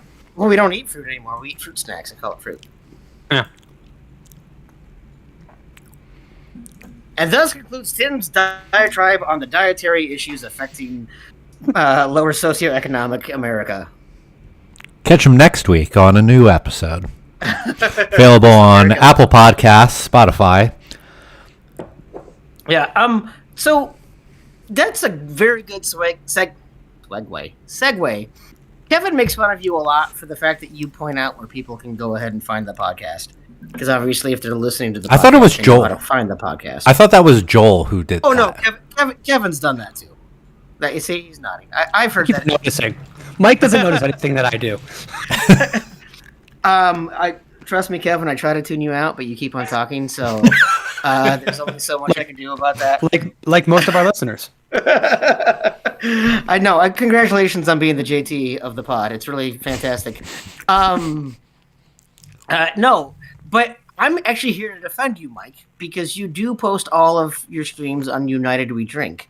So some people, a portion of your listening audience is actually doing it through your website. Yeah. And they may not realize that it is actually available through Stitcher, because the 7 people who use Stitcher to listen to podcasts might not know to look you guys up on there. So I do appreciate that you have gone ahead and acknowledged that that's where people can find you. Fucking, I hate to fucking bash someone who like willingly hosts our podcast on their service as if they're a human being, but fucking one of my favorite podcasts Joel. is 99% Invisible, and they're like a Stitcher. Well, they're not exclusive, but like they're affiliated with Stitcher now, and it's like, really, guys? Like, you're a huge podcast. Like, all of your listeners are not going to be like, oh, I'm going to go to Stitcher and listen to them now. No, they're still on whatever service they used. Oh, hi, Eric. Hey, friend of both podcasts, Eric Hild, Yeah. joined us on the live stream. Well, on the chat, we Yes. can bring him in if we want to. I was gonna say we could invite him actually to come on, but We can invite everyone who's in the chat, all 5 of them, to come on, and then all of the little squares will get even smaller on the stream. if you had to look at all of us, wouldn't you want them to get smaller and smaller? I think that's probably fair. Yes. Pretty much. I just want Aaron eating pizza to be the big one. I can make that. I can make that a thing. There we go. Eric? There we go. Eric, was the tap takeover at Dixie's? Now we'll have to wait about 30 seconds for the stream to catch up so you can answer that question. If you guys have not gotten a chance to go visit Decorah and hang out with Eric, you really should. The best thing is, since he's been there in Decorah since he was in college, basically, then everyone in town knows him. So wherever you go, someone's going to at least acknowledge his presence, which is a lot of fun. People pay to... Well, oh, sorry. Go ahead. Isn't there like some because I've followed along in your shenanigans that you have had there. There's like some bar with like a bunch of like just weird shit all over the place in there. No, that's called Decorah. That's not a bar. That is just Decorah. There is a store there called Club 45, which I always immediately just read in like the Stefan voice. Like, this place has everything: a life-size cardboard cutout of Donald Trump, racism, a lot of old white people meeting in the corner, and which is, I'm not kidding. Like, the store was closed. J. Israel Esquire. Exactly. But like the store was closed, and we're walking around downtown Decorah, and it's like 11 o'clock at night, and there's like, I don't know, like a dozen old people sitting in Club 45 scheming is really the only word I think I can come up with for what they were doing. I don't know if they're going to be able to accomplish much, because it's actually a pretty fairly liberal college town, so the fact that store exists and still exists kind of surprises me. They own it. They own the building. Oh Gotta yeah, be. no, absolutely. It's a fun little town though, man. There's a lot of like divey bars where beers are $1.50, and you can completely hijack the touch tunes or the poor man's touch tunes AMI music and take, or whatever it is, AMS or something like that, and take over the jukebox and make people listen to the Sisters and Johnny Mathis until 2 a.m, which they really appreciate. It's pretty fantastic. And they don't just auto skip you, the bartenders? Oh, well, eventually, but usually what they're trying to do, like, honestly, they should pay me to go there, because people can pay more money to skip.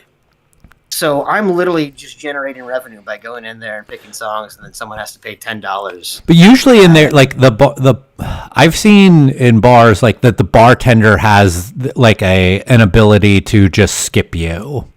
But the bartenders love it. It's not the bartenders; it's the locals that hate it. And so you go in there and you play a ridiculous song. The bartenders will be laughing their ass off, just waiting for some yokel to pay $10 to listen to some John Michael Montgomery song. And so then you go back in and you play ABBA and you wait 5 minutes, and then the next thing you know, you're gonna get I don't know, Toby Keith again. It's pretty fantastic. So who's going to pay $10 to our charity fundraiser to skip this conversation talking about touch tunes? What's new, pussycat? Whoa. We're That might have been Mike's best. 21 times in a row. I should have shot higher than $10, but it was in the convo. We're at 8:06 still, at least that I see. We've seen some differences in what people can see. But yeah, I'm still at 8:06 also. I'm gonna throw that link into the chat one more time in case you are incapable of seeing, like the description, or on Twitter. What was Decor? Not been there. It's fantastic, and they have the best summer salad that I've ever had. You've got some really good dark beers too, for that matter. Yep. Oh man, So are we doing a celebration ale still, or is that not a thing anymore, or what? Well, 3 of you have it. Holy shit, were you not here earlier? Just I was here pretend I earlier. have I it. didn't know if it was going. we turned your couch into a character while you were gone. By the way, Yeah. your chair rather. By the way, Aaron, we do bitter units with JT. You know he can sit through 45 minutes of a podcast and not listen to a goddamn And minute. not hear a single word of it? Yes, I'm aware. Have you guys ever done an episode with a logger before? I don't think so. I don't think we have. We're podcasting tonight? When does that start? Yeah, Hey, guys, no, literally. We have I sent them fun. the link. I sent them the link to this like 4 days ago, and literally 5 minutes before it starts, what does JT ask me? Do we have a link for tonight? Kevin just joined like 3 minutes before we went on, and I told him about this a while ago. What's happening? What did I do wrong? Everything. I joined in relatively early in the conversation. I was prepared. I came with a basket full of disgusting beers, one of which Are you about to have one? claims that it has certified colors. I think Certified. certified colors are that's good, right? That sounds racist. Red number 9? It's certified though, so you know it's good. I will drink this certified colored beer once we get to 850. All right. You're not. Yeah. Don't tell people what it is. Certified Certified what? color. Color. Oh, okay. Certified. So Certificate of authenticity. It's very much like the plates that I collected when I was in my youth. it and by color Check we out mean NASCAR commemorative plates. Could be. Or William Shatner, same deal. Okay. I might regret that I'm going to introduce an aspect of that JT is really into this conversation. But by color, do you mean bleeding from a wrestling standpoint? I do not. I'm not making a wrestling reference in any way, shape, or form. John Moxley, what? He said bleeding in wrestling. So you have to be talking about John Moxley. That's a good inference. I like that. Yes. You ever eat? Never mind. I'm not gonna go there. Kevin and I did a wrestling podcast for about 7 years. 7 people listened to it. Anya said, I thought you were talking about trains. Oh, fantastic. There's a podcast with Renee Paquette, John Moxley's wife, talking to Dan O'Brien. She's like, "You believe really?" I was like, "Yeah, you believe Troy Sivan too." And he's like, Wow. Okay. Anyway. JT, people don't want to listen to us talk about our podcast. We certainly don't want them to listen to us talk about other people's podcasts no one wants to listen to. Oh, old man strength. Should we talk about trains? Okay. They're cool. You know what? Now You that it's warm, motherfucker. now that it's warm, diacetyl. Oof, that's not good. Pour that brewery. I'd like to hear what Joel wants to talk about.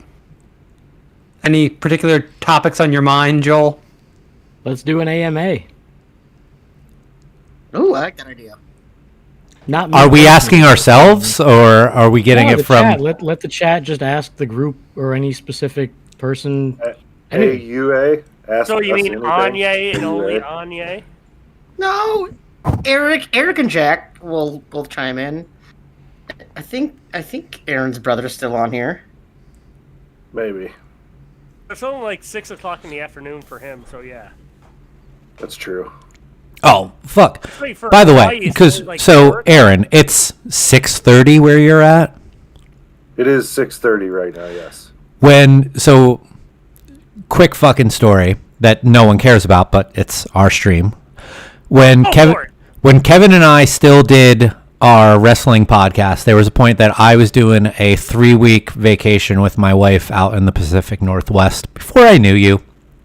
So, but SummerSlam came around and I was like, I gotta watch this because I just have to. And I was in Portland, and the fact that it started at 5 o'clock in the afternoon was so bizarre to me, being an East Coast dude. But by the time it was over, I'm like, this is the best thing. It's 8 o'clock now. I can still go do stuff.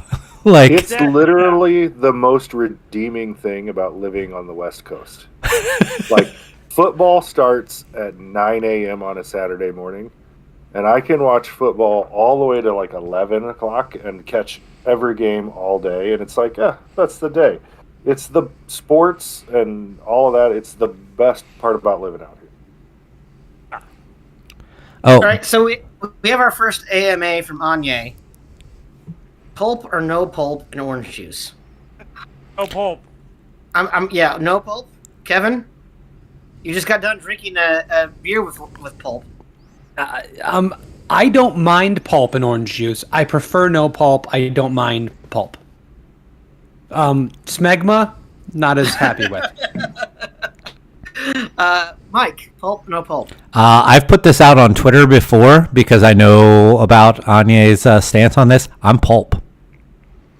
I worked at a Orange Grove in high school, juiced the juice, and I am all about pulp.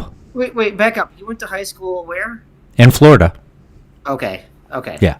Right across the street from the neighborhood that I lived in was an Orange Grove, and I worked there in my senior year. No, junior or senior, one of those. And after a while of working just like the cashier, they got me into doing the juicing for the oranges and the grapefruit, and I'm a sucker for pulp and like real fresh squeezed juice. And you haven't turned this into a second career. Unfortunately. look at me. I'm fucking stupid at this shit. I The think Florida Growers Association doesn't need a marketing specialist.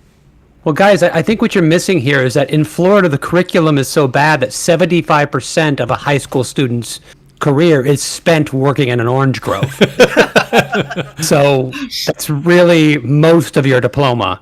I went to a high school graduation in Miami, and I think Why? I can agree with that. Why? It was my ex-wife's Blind cousin. date. It was a blind date. Yeah. It was the most bizarre high school graduation. Like, the band was terrible. Pomp and Circumstance was unrecognizable. The national anthem sounded terrible. And some dude was, like, handing out empanadas to everyone behind me. I didn't realize that there were food vendors at a high school graduation. It was very, very confusing. So it does not surprise me that, Beer guy here. yeah. So I got a story about that I'm going to follow up on here real quick before we get to her next AMA that just popped up. So Anya came to visit earlier this year, and I bought extra pulp orange juice just for her. And then I'm also all like, give me all the pulp. all the pulp. Like, don't just give me the usual like heavy pulp edition that you normally put out. Like, give me all the fucking pulp that you also strain from these no pulp pussies. I want all of it. So that's exactly what I want did. the pulp you were going to leave in my juice, and I want the pulp you were going to throw away. That's exactly what I did. I strained it for Anya to get no pulp, and then Jack, we put the extra pulp in his, and he drank the extra pulp. It At was one just, point, I had pictures of it. I think I might have deleted them off my phone. just orange pith, just nothing but orange Yeah, pith. it was just a slurry of pulp. Also, I gotta say, when I worked at that Grove, I got 1 gallon of juice every week with my paycheck, and I always went for grapefruit instead of orange. I like grapefruit juice over orange juice. Flurry of Pulp is my favorite 450 North beer, though. So. Slurry of pulp. I'm surprised that the Hayes boys around the corner from me haven't done that, considering all the pulp in their names. All right. Well, Oh, wait, moving okay. on. We have a Yeah. couple more AMAs. Taco Bell order. Almost everyone here has done that before, right? Well, we all, I think, have. I guess now, we can just stole do the it. question. Yeah. So, but I mean, just a quick recap. No. I'll go real My fast. order has changed. Oh, really? Okay. Well, Oh, let okay, it. go ahead. This was Joel's question, so he should probably start it. Well, I hate to give this answer, but my order now is nothing. And it's because I don't drink much at all anymore, like barely at all. And I've had Taco Bell twice sober, and it fucking stinks. It's not Like- the same. You should no. It's not even. It's like a completely different restaurant. It is. It's not like it's not as good as it usually is. No, it's not even remotely the same food, and that just sucks. That's fair. Aaron? Well, I'm a. It's actually a combo that they have. It's the burrito supreme with a hard shell taco and a drink. That's pretty much what I go to. I actually very randomly went to Taco Bell after work a couple weeks ago because I guess I hated myself. But my order is a cheesy bean and rice burrito, soft taco supreme, nachos Bel Grande. There's Did I hear something the about word that potato in cheesy there? bean. Yeah, and rice cheesy bean. texture. No, I didn't say potato. They do have a potato one, but cheesy bean and rice burrito. They've been doing potatoes for fucking years, and I've never reconciled that. Like all of a sudden, potatoes came along at Taco Bell, and There are no potato olays for the two other Midwestern guys here. Oh, not even close. JT. Taco Bell order. Guys, stop talking. We're not getting too far. No one's. If it's the original recipe, like the double decker taco is my favorite. So it's probably not the original recipe. But other than that, I would get a burrito with beef, beans, and red sauce, and then I get a nachos with just red meat. Okay, Any red meat they have. there we go. Triple layer nachos, add beef to it, and that's what I would eat. what's in the triple layer nachos besides cheese? Cheese, red sauce, and beans. Red sauce Oh, okay. is an ingredient. It's a condiment. It's a supplement. Exactly. That's I wanted to part say of the that. triple layer nachos. They I'll rob raise you Nacho Bel of Grande there. no tomatoes. It's like That's how saying I- red sauce is a pizza topping. Of course it is. That doesn't count. Last time I went to Taco Bell, the Uber driver wanted to fight me, so that was a thing. You make weird choices. Anyway, Kevin, your Taco Bell order. I haven't been to Taco Bell in a long time, so I'm not even sure if they carry these items anymore. But it was a Crunchwrap Supreme, a 7-layer burrito, and depending if I was feeling saucy or not, 2 or 3 soft taco supremes. Plenty of fire sauce. I like it hot. And it always pissed me off that they had Pepsi products and not Coke products, because I'm a Coke guy. So I had to get a Pepsi, but I really wanted a Coke. I Thanks, thought it is Anya. Coke now. Hmm? Didn't they switch? Nope. No. No. It's Pepsi. Mountain Dew. If they ever don't have Mountain Dew products, they'll go under. Yeah. That whole yeah. I'm not even It's gonna just do mellow yellow and everything will be fine. that. No, there's no Baja Blast in the Mellow Yellow line, and there never will be. Baja Blast sucks.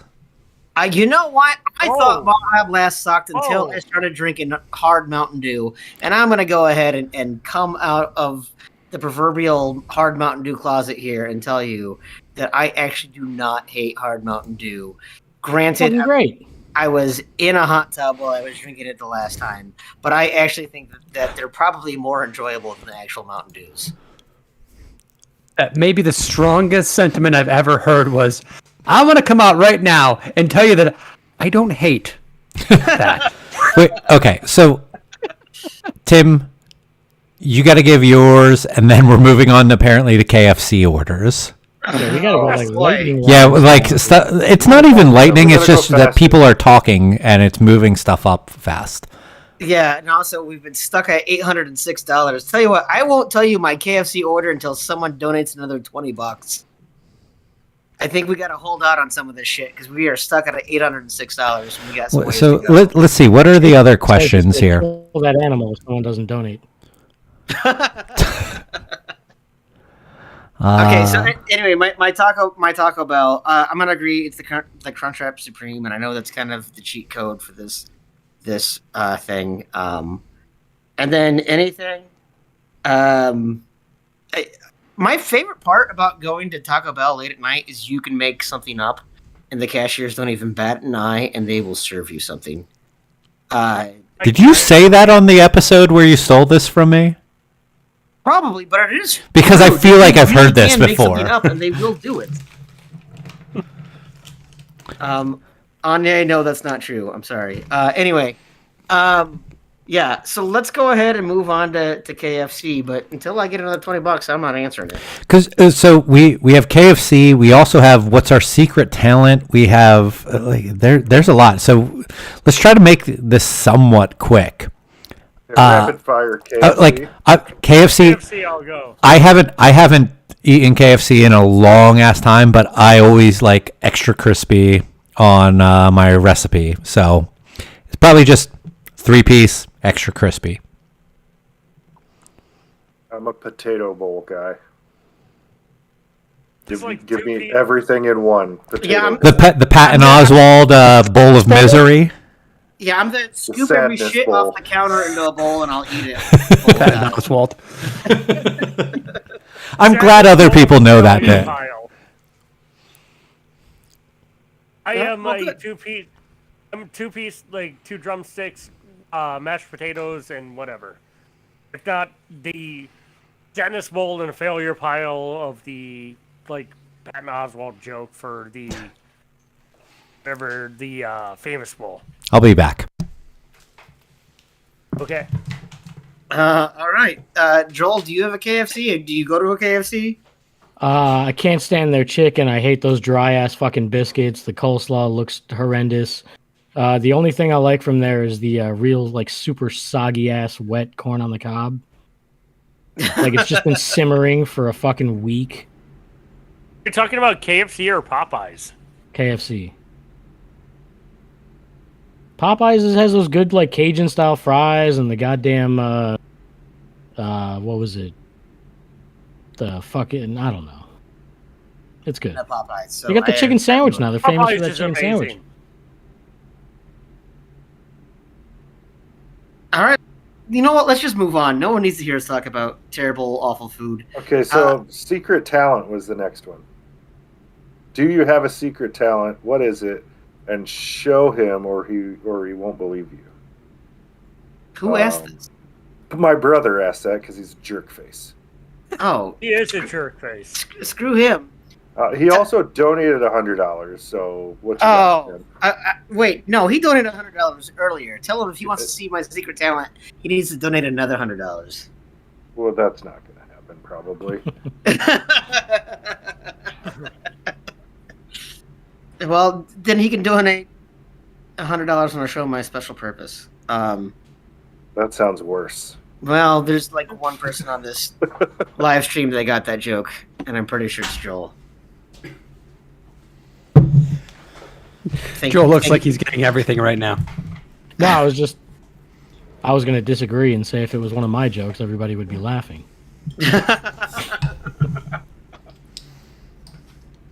I like how both Kevin and Mike have their lights positioned in the same exact spot.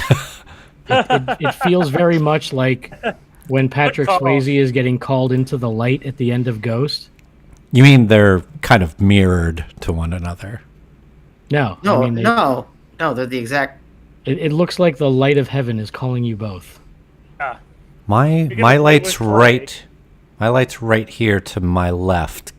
Kevin's I know. is to. Kevin's also No one is right to disputing his the Oh, left. to location his of the left. light. Oh, it's to the right. Well, the way I'm looking. Okay. Hey guys, welcome to the stream. Kevin's has a more of a calmer yellowish hue, though. You have Which I the prefer. bright fluorescent LED white like skin cancer bulbs. Because they are Calmer than you LED are. bulbs. Joel, you Calmer know than you are. that there is no danger of me being called to heaven. So that's not in the Where cards. where are we at on Down, AMA? I don't know. Apparently, we're not secret talenting. We're not secret Both talenting. things. Okay. Well, yeah, you I can, don't know. but everybody seems to be dodging it, so we can move on. And I'll go out and say I don't even have a public talent, let alone a secret talent.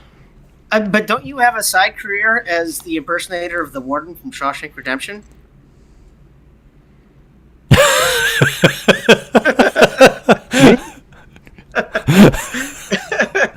Wow. Is Tim 30 seconds behind like the chat, or is it... Favorite candy bar. That's not But- a bad one. I don't know if it's a secret talent, but it's maybe a fun fact. I'm a poor juggler. I had to learn. juggler. I- Okay. Or to a rich juggler, like a rich Ex- juggler. exactly. I have very few dollars. I'm also not good at juggling. I I had to do it for a college class as my final exam We did do that in 7th grade science class for some reason. because probably the professor was probably a 7th grade teacher in Iowa. My 7th grade teacher lived in Aaron's hometown of Durant. It was like the one paramedic in that town. Yeah, volunteer firefighters and paramedics. It's living the high life out in the middle of nowhere. I'm going to be moving on to a Christmas cookie cream ale. Fucking hell. All right, so let's move on to the next question, which was the favorite. I believe it was the favorite thing you watched this year, either streaming or in person. So, movie, going to the movie theater, or even a live show, or streaming. That's a great question. There's been a lot of really good things released this year. Who would like to go first? Maybe Joel, since he's holding up the Batman. Pretty Anything obvious. Joel can do to talk about the Batman. Joel, It's this the is where you talk. This is where you talk. The Batman. The Batman is. Listen, this is honestly a hard question. I mean, the Batman was my favorite thing possibly ever, but there has been so much fucking amazing entertainment this year. I mean, I cannot possibly even put a list together. I've just loved everything, and especially when, and I've had this conversation with Kevin many times in the brewery when we start talking about shit we've seen, especially like Marvel MCU stuff. I for me personally, like I just see so much like shit going on in the world. Like it's become such a fucking miserable existence. So like all of these movies are incredible escapism for me. Like so many people hate Thor: Love and Thunder. I enjoyed every fucking second of it because it was just fun. Like I sometimes agree. you'll turn on like fictional shows on TV, and like they're all doing like pandemic shit, and it's like you can't even sit down sometimes and escape the actual world you're in. So, like, I loved so many fucking things. The Bear on FX. Great fucking show. Yeah. Oh yeah, I mean, we just saw The Menu, which was fucking amazing. Cobra Kai, which Yes. like that continues to be fucking better and better. Like there's too much good shit right now, just too much. But favorite was absolutely the Batman. Evan? Better Call Saul. The last season of Better Call Saul and the entire series was probably my favorite television show of all time. It surpassed Breaking Bad, in my opinion. I mean, the nuance and the subtlety of storytelling, the character work. I mean, everything about that show. It was funny. It had a slow burn. It introduced us to new characters while dropping us in more information about characters we already loved. I mean, it could not have been better. I most of the time when I watch shows, and this is something that Joel kind of touched on, like we'll have conversations and I'll talk about Thor: Love and Thunder and say, I think it could have been better because you could have done this instead of this, or it could have been not as fun in this way, or not as cheesy, in my opinion, in this way. There is nothing in Better Call Saul that I think could have been done better. There's, as a novice TV watcher, saying this took me out of the moment. No, every single beat was perfect. No, I'll give you. I'm gonna make an argument here, just because I know this is not last call. It's not last. No, this is not last call. I get to talk. The one thing I'll say about Better Call Saul, if they didn't have 17 months between seasons, that's what they could have done better. I hated having to wait so goddamn long for each season. Well, some of that was pandemic, right? But they were doing that before the pandemic. Like, at some point, Bob Just like a Odenkirk... brewery owner to blame everything on the pandemic. like at He some also point... had a freaking heart attack. I mean, Bob Odenkirk was like, had to have bypass surgery. Yeah, it was a prequel, and yet somehow Bob Odenkirk looked 10 years older because it took 10 years to make that goddamn series. Well, and also, I mean, listen, Mike Ehrmantraut went from being an old guy That's not to a real like name. 155 years old. Yeah. Yes, there was some inconsistencies in that, but I just thought that the way that show flowed, and I've had this conversation with many people who are big Breaking Bad fans, some of which who have never even tried Better Call Saul. They think it's sacrilege to even like say that it would be anywhere near equal. Oh, and it's equal, if not better. And that was my point, is that I think that it did something different.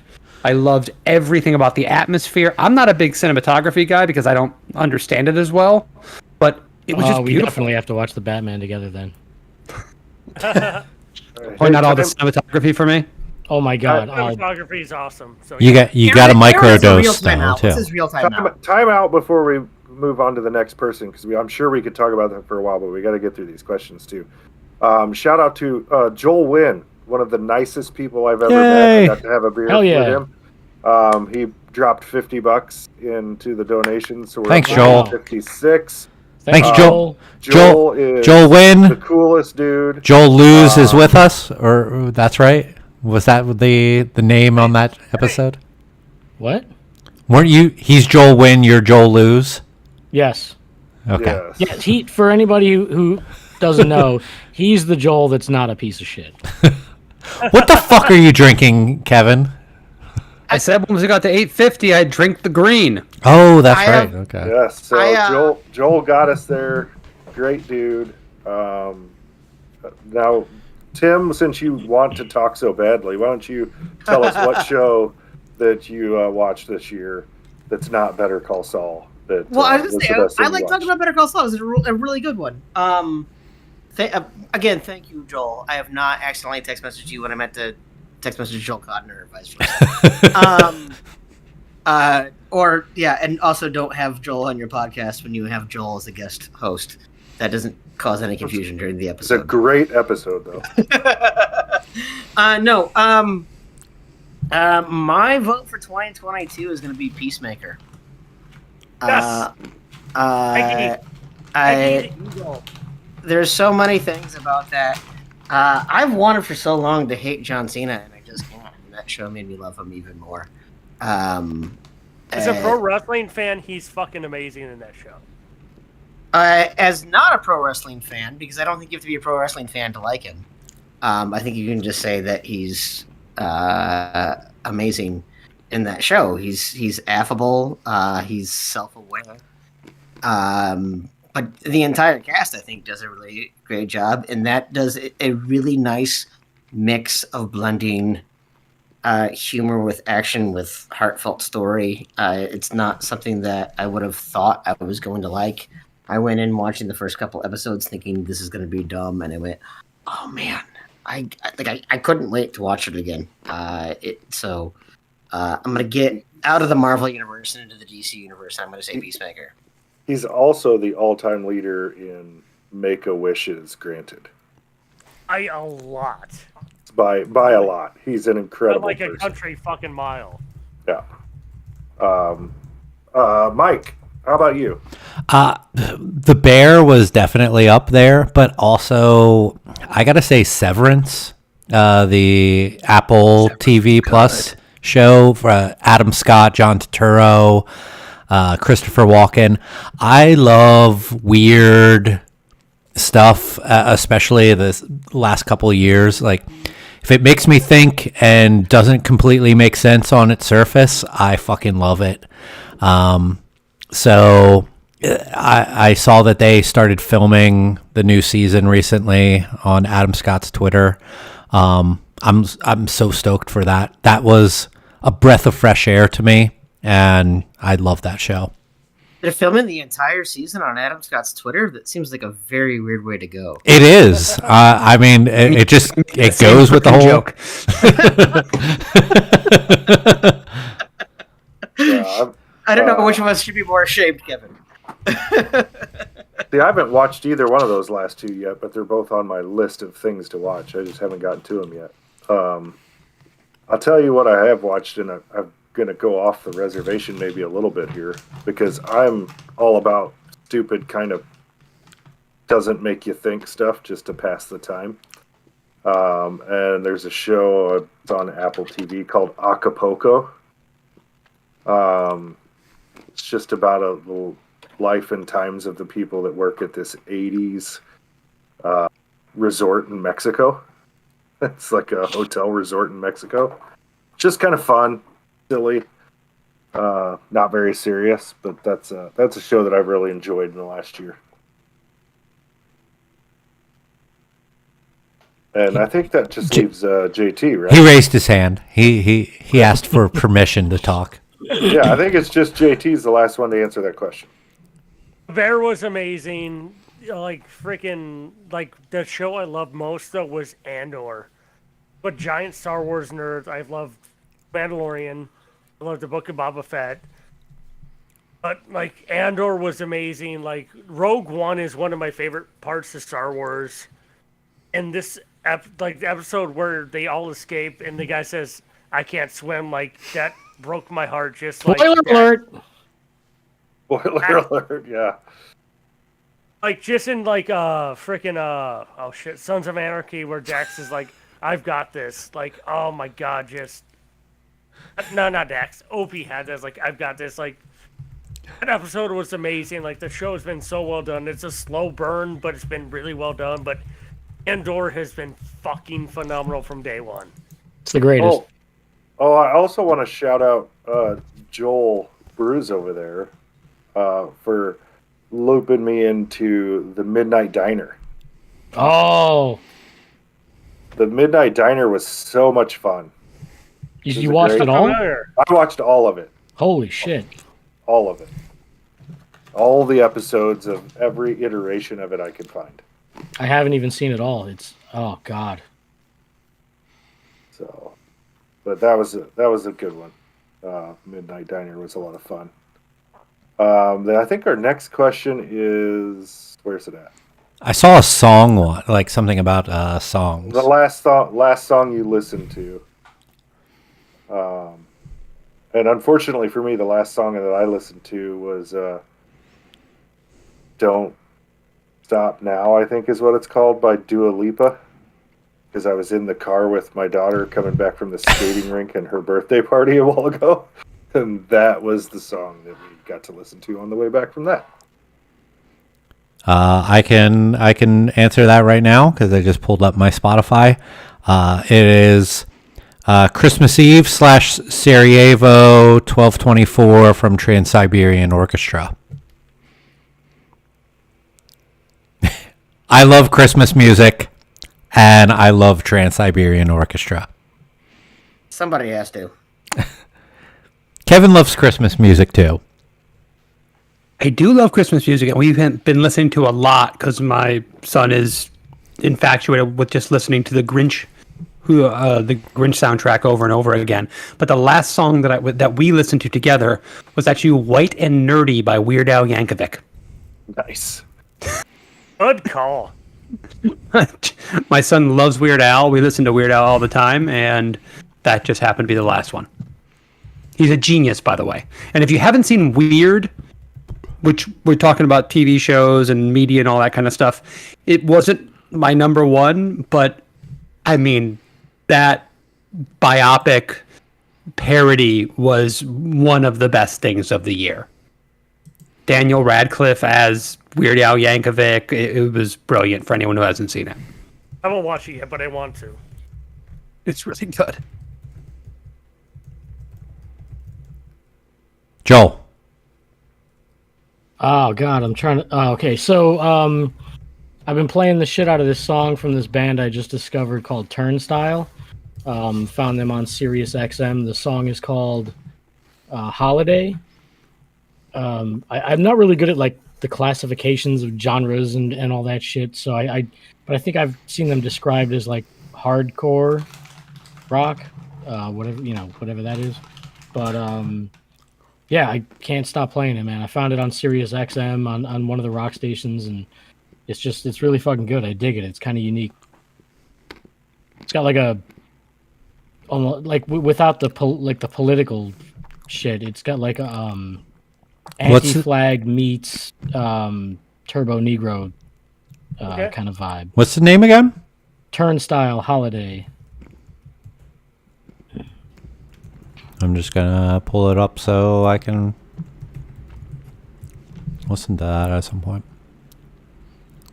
Damn it, I should have lied and said it was that one Steven Seagal reggae song. Saw that on your Twitter. It's the new Rick Picture roll. Him holding the guitar. Oh my god, dude. He's talking about, like, he's even trying to do, like, the accent. And he's talking about me want the punani and all this shit. Yes, It is amazing. Oh, all right. Moving on, because we're going to get through some more of these questions. Favorite cocktail? Shrimp. Tom Collins. Shrimp cocktail. Perfect. White Tom Russian. White Russian. The Tom Cruise movie. If I'm going to drink something that's mixed as a cocktail, I'm a vodka tonic guy. Tom Collins. Skip me on the last question, so I'm going to say... Just trying to keep up here, JT. Come on. Name a song that is also a cocktail name, and then you kill two birds, one stone. Very specific question from King of the Hill. Joel, since you avoided a lot of these fast food related questions, do you have a fast food favorite restaurant now? I avoided them? Well, no, but you like your answer for Taco Bell was none because you don't go there anymore. Don't be confrontational, Joel. Just answer the question. I did put my former order in the chat. If you were paying attention. attention. I missed that. Okay, I missed that. I'm scrolling too fast, probably. Yeah, you go fuck yourself. That's fair. So what's the question? Your favorite fast food restaurant, since it's probably changed, right? So it could be something different. Oh, God, I mean, I rarely eat that stuff these days. It's weird. Like, I'll get cravings for like a Wendy's spicy chicken sandwich or a McDonald's cheeseburger, or like I do like the only thing I'll get at Burger King is a Whopper. You know what I mean? So like I get cravings for these things, but I don't go to any of them regularly. I mean, if I had to, and we don't even have one that's local. The nearest one is Orlando. But I mean, if I had to just choose a restaurant, it would be Portillo's, the Chicago style place.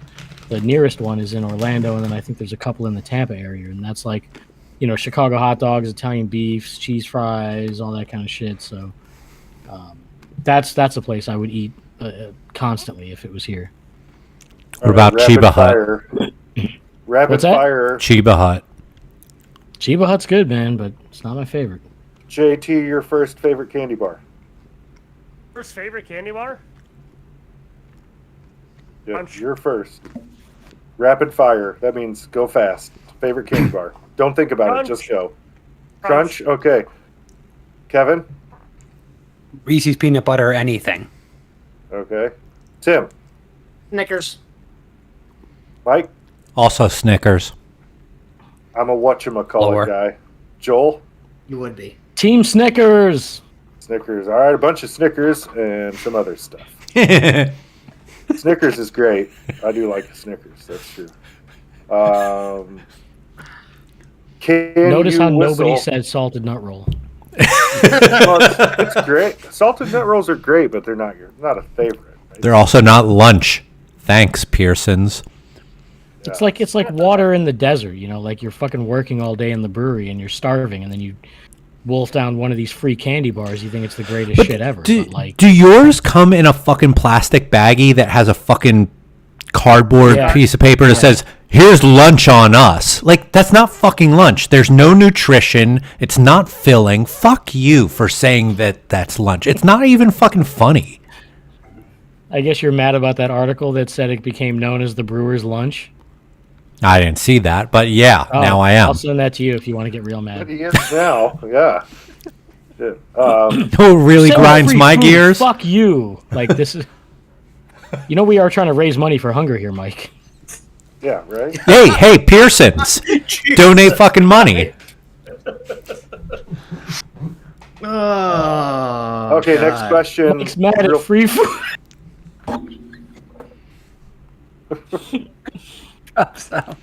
Next question. Can you whistle? Yes. Mike. Yeah. Tim. Not really. Joel. Kevin. Fuck was that? I think so. JT. Was- I kind of heard it. JT. That's pretty sad, but yeah. Okay. Good. Moving along. I think, did we run out? Is that it? Are we out of questions now? No. There was another one, wasn't there? Hot dogs, which Did Joel Mike, blow a did- kiss or whistle? Mike, did you go to a real school? I answered that in the stream. Oh, did you? Okay. Yeah, that was at UCF, University of Central Florida. The answer is no. No. They're like Big The East or Knights. something, right? I don't know. The Knights. No, They're UCF. Big We're Ten about by to now. be in the Big 12. They're going to they the Big are. 12. Yeah, Yeah, about we're to coming be to the Big 12. Yeah. Yeah, we're excited for Next- that, frankly. next year. Them and their fake national championship. That is still one of the funniest things to me. They're like, we're national champions. No, you're not. Yes, we are. I got to give them props for just being like, yeah, we are. Favorite karaoke song? What? That I could that swear just I saw came more through. questions.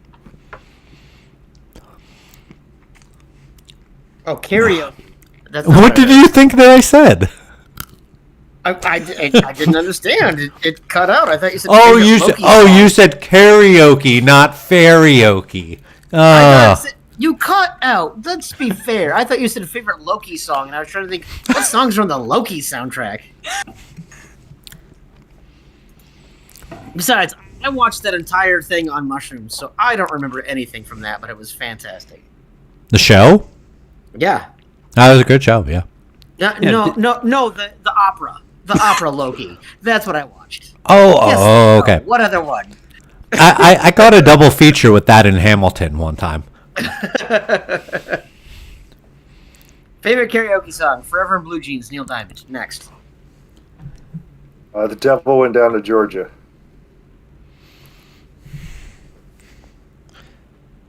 JT, you got a go-to favorite karaoke song? Or are you just gonna sit there like a lump? He is now the chair. The chair is JT.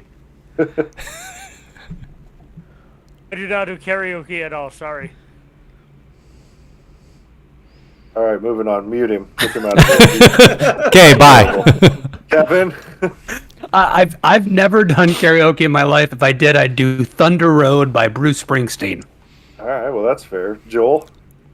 I never do it either. It terrifies me. But the last time I did do it was at high school grad night, and it was Tupac's "How Do You Want It." I would pay right now all my money to see you do Tupac's "How Do You Want It" karaoke. Well, Kevin, that's perfect because we are about $650 short of our goal. I'm willing to bet. You can find a lyric video of that song for Joel. Okay, I can't say all my money because I honestly don't know how much is in my bank account. Right now, $100 if you do "How Do You Want It" by Tupac, just one verse. It's for charity, Joel. It's got a lot of N words.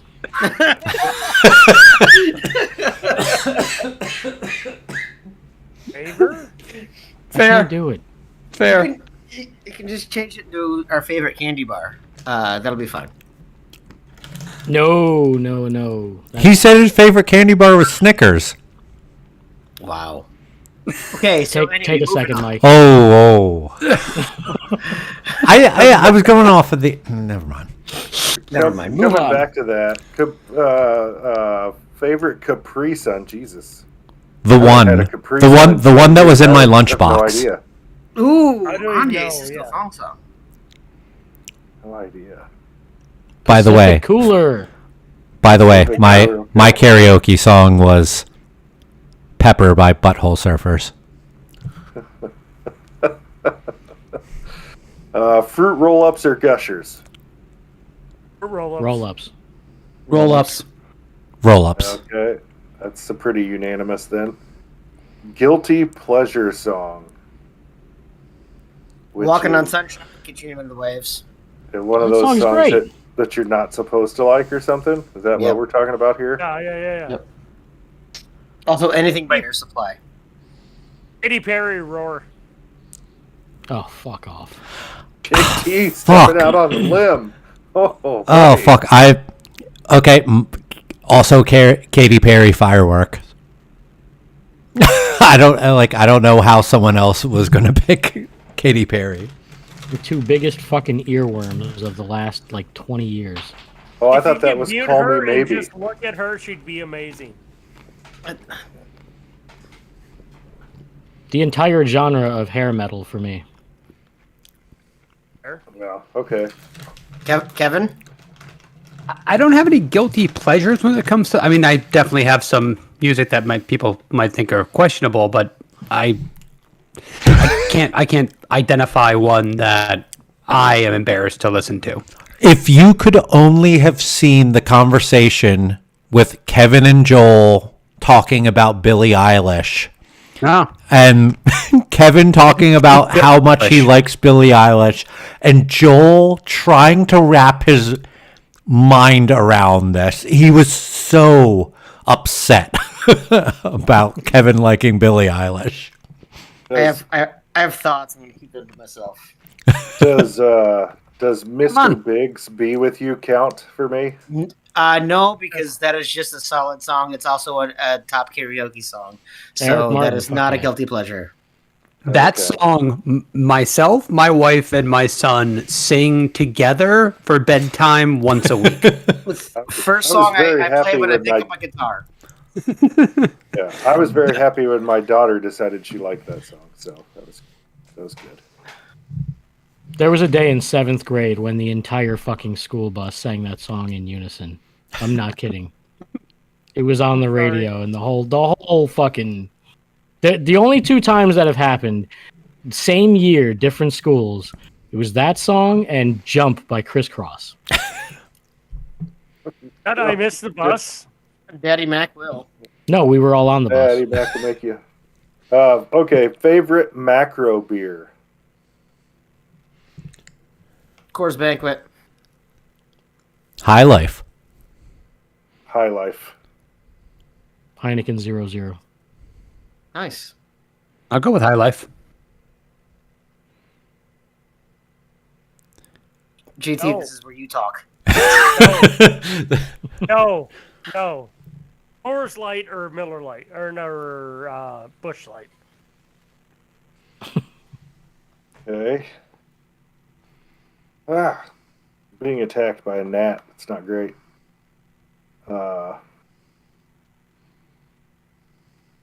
Best dish that you cook. That's a great question. I think everybody here has talked about cooking at one point or another. Best dish that you cook. Let's start with Tim. French toast. Describe it a little bit. Why is it the best? So I actually like to take a little bit of birthday cake flavored coffee creamer, throw that in there, and just a dusting of pancake mix. And so you get an actual kind of sweet batter that you can play with the vanilla, almond, and cinnamon. And then I'll pair it with some candied bacon. Okay. Because I have the breakfast palate of a 12-year-old's wet dream. Okay. Joel. Pretty well known for my buffalo chicken dip, but if we're talking like an actual dish, I'm pretty proud of my chicken parmesan. Ooh, Okay. there you go. I don't do any flour with the breading. It's just the egg wash and the crumbs. It's Nice. not panko though, right? Oh God, fuck panko. Panko is like all of the throwaway bits of defective Captain Crunch. Like it's fucking rough. Just it. You're not. What? Cook it. What? Once you cook panko, it's not like that anymore. That hasn't been my experience. I had no idea that you had such a vehement hatred of panko. I These are just the new found out things I learn today. about you every day, Joel. Like, do you hate tempura shrimp? Because that's panko.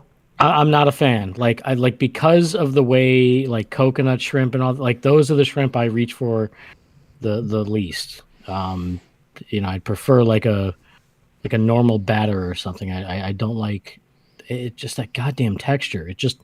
It looks like it's dying. Like it's. But like gonna JT make skin. right now? What's that? And I was gonna say, it looks like JT right now as he's leaning over, dying in his chair.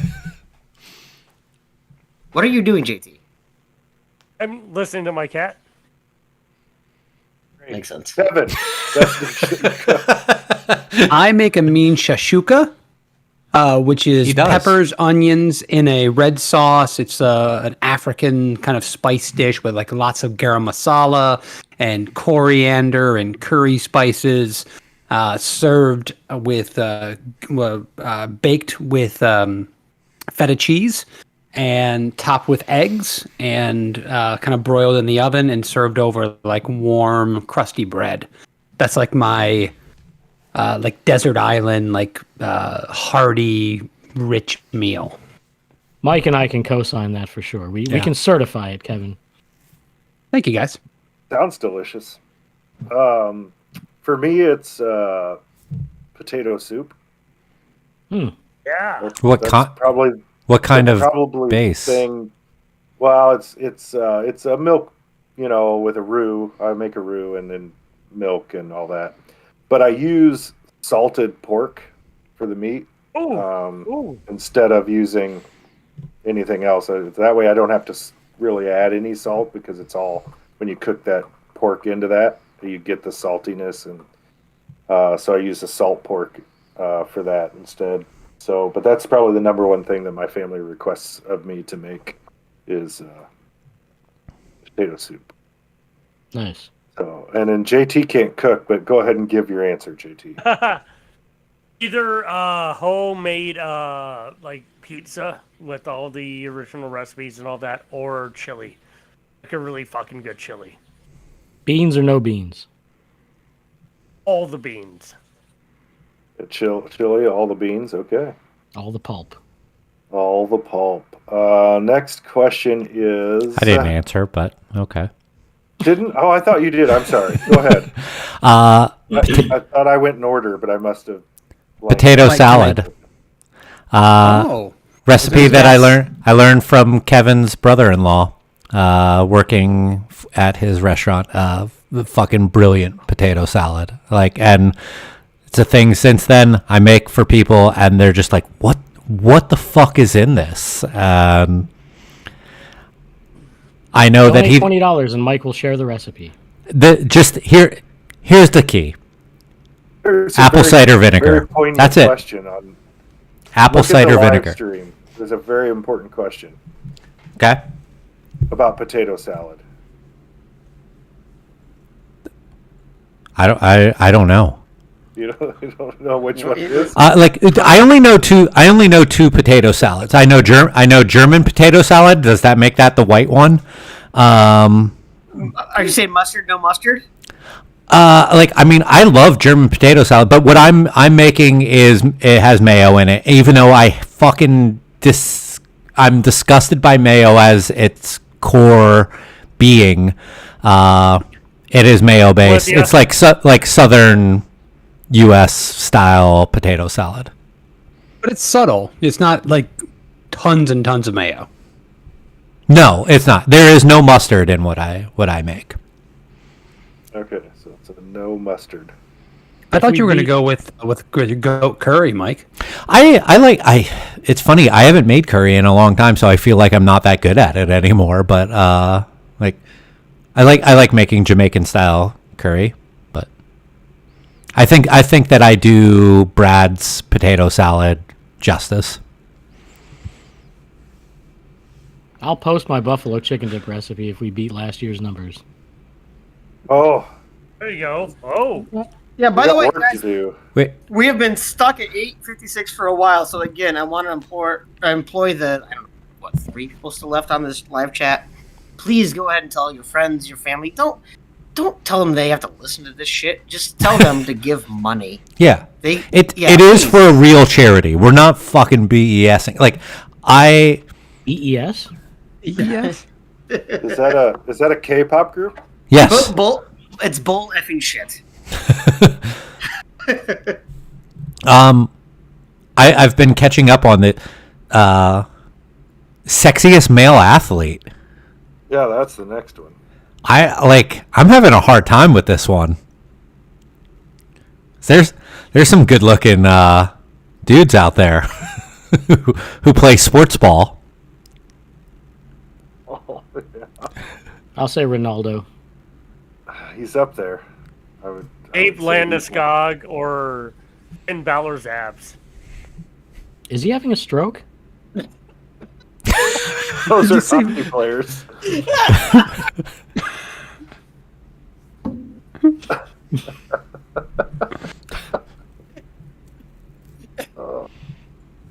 Tell me I'm wrong with Gabe Landeskog. Like, look that guy up. Like, legit. Oh, good.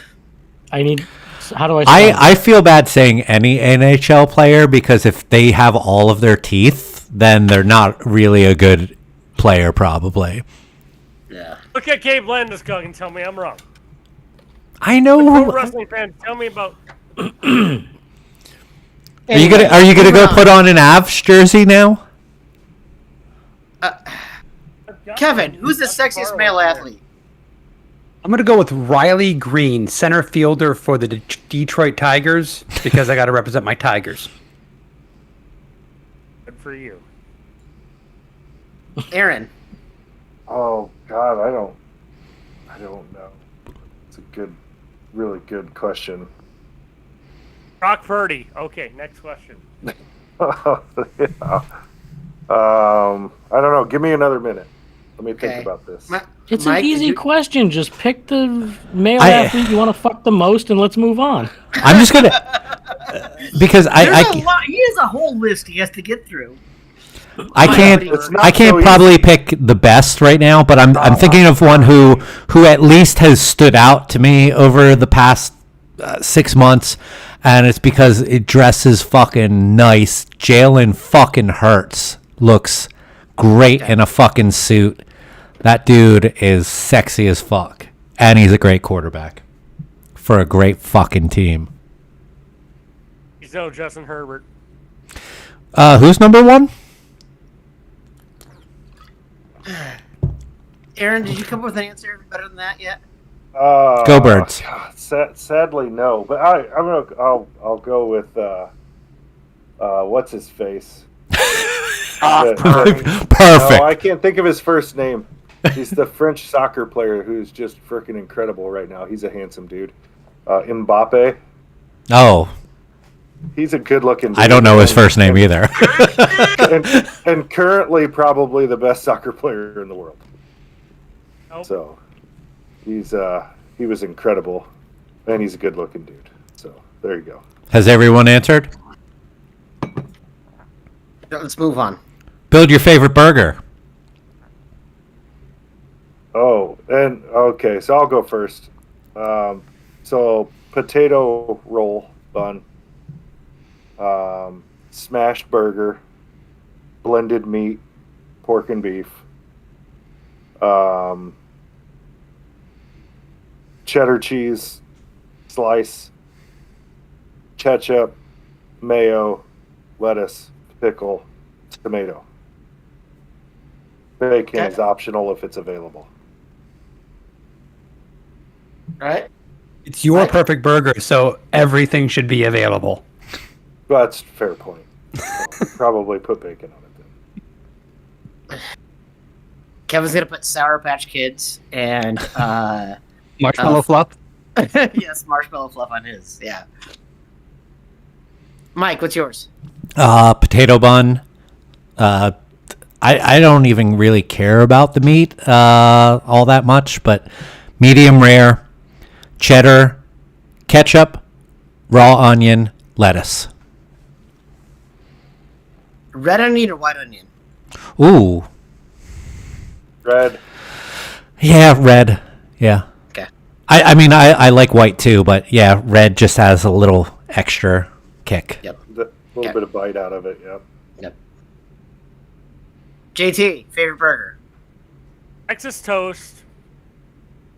Eat either A1 or ketchup. That's it. Okay. Been a basic. Kevin. Texas toast is not basic. Texas toast. What? Not, I mean, bread. I mean, the bread option. Make sure it's toasted. Toast that bun. A regular burger. I'm not going to be picky about the mix of meats. I like a little bit of barbecue sauce, pickled red onions, pepper jack cheese, lettuce, and tomato. Joel. I got to be honest, man, and this is not a bit. There are a few things I love more that take me back to my childhood than just a dry ass like just smushed, with all the fucking juice just squeeze the life out of it. Dry ass turkey burger with nothing on it on a fucking shitty, nearly stale store brand white roll or bun, no sesame seed. I mean, maybe a little ketchup to moisten it, get a little flavor, but like I've had some absolutely dog shit burgers like that at barbecues, and it's like I always liken it to when what's his name Stallone eats the rat burger in Demolition Man. I feel like I'm eating that burger. Like I love it the way he loves that rat burger. There's just something about that shitty burger, man. The nostalgia of it or something? I'm telling you, it's my Ratatouille moment. Like in like there's a kind of a Ratatouille moment in the movie The Menu, but that moment in Ratatouille when the fucking that piece of shit food critic gets one bite of this dish that he's expecting to be terrible, and like you see the instant flashback to him like coming home from a rough day as a kid and feeling better because he's eating this at home. Like I'm telling you, that shitty dry ass store brand turkey burger is like my Ratatouille. So you bring up a new AMA. I'm gonna hijack this. Favorite food movie? Ooh. Food movie? Chef. Food Chef. movie. Chef. I swear to God, Chef. if any of you motherfuckers say Goodfellas. Goodfellas. I would agree. Chef is probably one of my all-time favorites. Mystic Pizza. Ooh.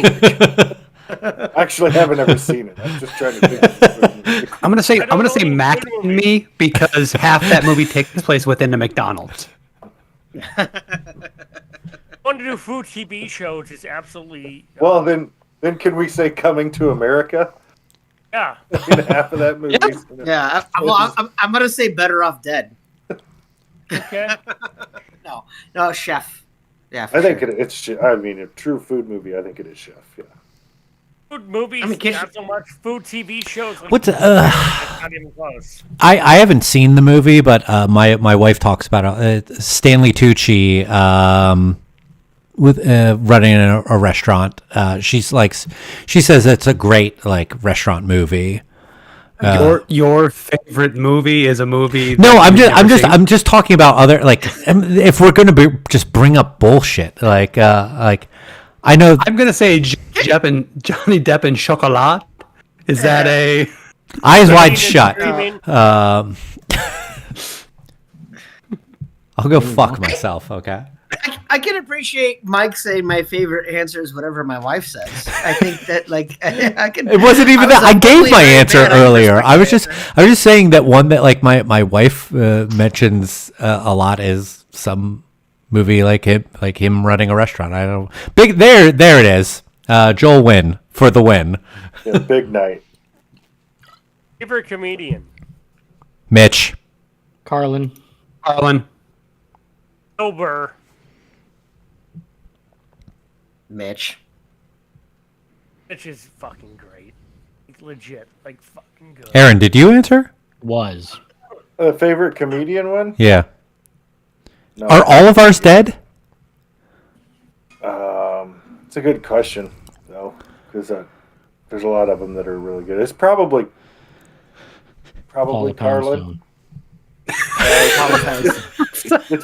It's probably Carlin, but I don't listen to him a lot. You know, Paula Poundstone on Wait, Don't Tell Me is actually very fantastic. So I will go ahead and stand by that answer. Well, Paula Poundstone's fucking brilliant, but it's. I think Joel was throwing that out there as some kind of a slight. Judy Tenuta. What's that? Judy Tenuta.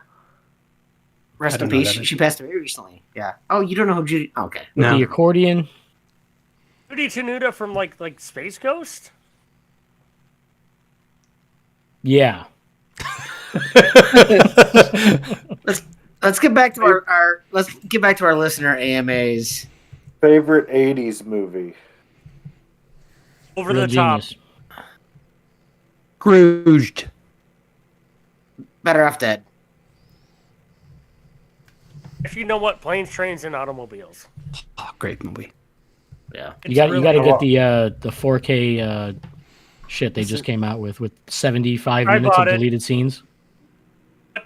Minus the like 25 minutes of John Ken explaining why he was like at the end of the movie why he acted the way he did. But yeah. Aaron, what's your answer? Strange Brew. Ooh. Ooh. Yeah. Very '80s. I'm just gonna say Ghostbusters. I can't think of anything like really off the top of my head other than that. And then following up that question is the movie that you can quote the most. I think that's probably Tombstone. Big Lebowski. Basketball. Or Christmas Vacation, actually. Lebowski. Yeah, I'll probably go with JT with Christmas Vacation. Monty Python and the Holy Grail. I thought That somebody had was to me say when I that. was younger. Yeah. Yeah. It's a great fucking Ooh, film. aside from Basketball, probably Airplane. They're both Zucker Brothers movies. So probably one of the two. Nope. Yeah. Don't call me Shirley. A hospital, doctor. What is it? It's a big patient with buildings, or building with patients. But that's not important right now. Not God damn it, important I right ruined now. it. Can I just take this moment in the season No. of giving to let you all know that I have never seen anything Monty Python? Whoa, Really? Oh, really? whoa, All right. whoa, Kick whoa. and ban. I All right. I know. So Joel, you need to come over to my house. We will watch. I have the entire Flying Circus on DVD. Those still exist. I have Life of Brian. I've got every single movie, and I also have. You got to watch I know it's not Monty Python, but Faulty Towers, which is You have absolutely the hide and brilliant. Go seek World Championship. Ooh. that? Hide and go seek World Championship from Yes. Monty Python. I think if there's one thing that Joel would actually appreciate by Monty Python, I think it would be Life of Brian, just because it has the most cutting satire out of all of them, Yes. I would agree with you on that. and it literally satirizes the Bible. So I think that's probably something that is right up Joel's alley. Shout out to our boy King's Cowboy Hat for a $100 donation to get us within shouting distance. Chris, that is awesome. Or I'm sorry, did I just did that happen? dox You just him by saying outed his him. first name? You Just just doxed outed him. God damn it, Tim. For getting us, we are $44 from 1,000. So we're getting there. Big shout out to Stripes is a Tim great movie, for by the way, Joel. that. Oh, Stripes is another good one. Stripes is great. One. Yeah, Joel Wynn brought that up. Stripes is incredible. Stripes is a great It's one. just man. really underrated. Another movie you could not make today. Eggnog. I know. Movie. Yay I or even have the nay? Stripes Funkos. Let's do Really? underrated movies. Yeah. I saw them in the store and we were like fucking shopping for groceries, and of course I gotta take a detour through the toy section every time. And I saw John Winger, Russell Ziske, and what the fuck is John Candy's name in that movie? Moose? No. No. Dewey Oxberger. Dewey Oxberger. That's There you right. go. Yeah. Yeah. One of the Army training, sir. lighten up, Francis. One of the greatest things I've seen is in Denver. Mike, you've been there. I don't know if it's still there after all the shit in the past several years, but there was a rooftop bar at this place called Linger. Yep. And the fucking bar was like made out of the EM50 urban assault vehicle from Stripes. Nice. And I don't shit. remember that. I was able to reach out and touch it. It was so fucking cool. So did you just go get in and out, or did you just kind of stay a while? No, you can't go in. It's like where it's basically sitting on a rooftop bar, and like the van is the bar. So like there's someone Gotcha. inside it. It's I guess they hollowed it out. Yeah. I remember. Almost like they made a fucking alcohol food truck out of it, but it doesn't go anywhere. That bar is a former funeral parlor that was called Olingers, and they just Right. burnt out the O in the neon sign on the top of the building. And yeah, that's a good bar. You also That- get just that- some.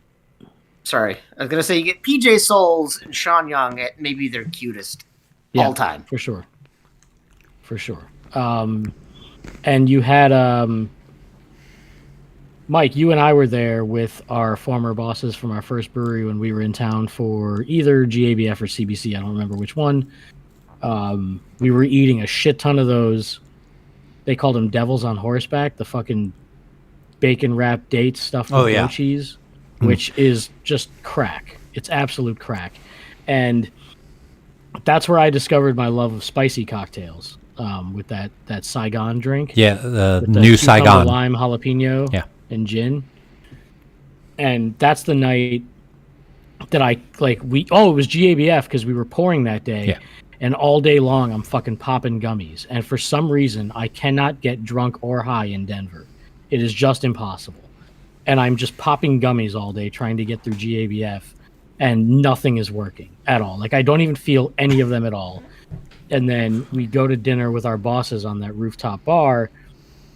and I'm literally like sneaking gummies out of the fucking pocket in my cargo shorts, right next to all the fucking other bullshit swag I was carrying around, and I just kept popping them like during dinner, and nobody noticed, and never felt a fucking thing. And then we went back to the hotel. You went out to that fucking death metal bar. True. I woke up in the middle of the night, like I thought my head was getting crushed. Like all of a sudden, all of that shit kicked in the middle of my sleep. He stayed in. I went to True, and I went to another love brewery. True. And when Bear's right down the street from Chew. Did you go to Bear? not at that time, but I have been to Bear before. I love Bear. I think Bear makes great stuff too.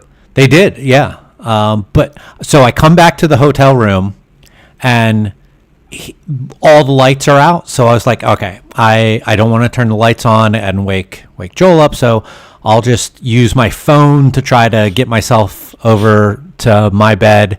And I think his suitcase was in front, like at the foot of his bed, and I tripped over it. And in the course of falling, threw my hand to try to brace myself on his bed, and that woke him up, and he just sat up and was like, "Who the fuck is there? What the fuck's going on?" Like, like, yo, it's just me. I just came in. I was like, "Don't hurt me." And he's In like, my defense, that's how I always wake up. and he just goes, "Okay," and he just lies back down, falls right back asleep. I'm like, "All right, cool." I have the best Denver stories with Kevin and Joel. I know I walked in the middle of this. What time was this that you were visiting in that True? It was GABF. I think it was the year after you and I went to CBC. Gotcha. So it was the year after you stood 5 feet away from the counter Yep. and didn't realize how to pay your tab because you were too stoned. That was at Black Shirt Brewing. Yes. Oh, that was Black Shirt that happened. I thought Okay. it was Crooked I Stave. love Black Shirt. Yeah. I did not know how to pay my tab. I was like, I don't know if I know how to pay my tab. And you're like, just walk up to the bar. Well, the first step is to stand in front of the bar. By the way, I also convinced everyone to walk. Black Shirt when I was sober, so I get it. I also convinced everyone to walk from Black Shirt to Crooked Stave. On that. And everyone was mad at me. And then I was like, after one beer, I'm like, I'm going to go home. It's really late. Kevin's like, what time is it? It's like 11, 12 o'clock, 8:30. So Kevin got in that Uber with me to make sure that I got back to the hotel all right. Because that was my first time dealing with edibles. I do really enjoy Denver though. So many good things. There's so much good beer, so much good food. R.I.P. Euclid Hall. Like, that was one of the best restaurants around the convention center. I mean, they were one of the best restaurants in general. But right around the convention center where GABF and CBC were going on, like, to get good food, good beer, good cocktails, that place fucking rocked. Mm-hmm. Williams and Graham, one of the best speakeasies ever. My all-time favorite speakeasy, William. I love it. I love just the vibe that it's a bookstore. The way it works. Fucking amazing cocktails. Just some brilliant cocktails. A good vibe. The last couple times I was out in Denver, we didn't even make it there, and it made me sad. And like we were kind of in that area because we were over there by Prost, which isn't that far away. You can walk from Prost to Williams and Graham. God, I gotta get back there. So that's a good segue. A couple of food-related questions back to back here. One that we missed there doesn't say AMA because Anya missed it. But did you just call her Enya? Is she? I stumbled, but yeah, she's now a famous singer. But favorite wing sauce and eggnog, yes or no? Put those two answers together. I'm just original buffalo sauce guy, and I'm a no on eggnog. My favorite wing sauce is eggnog.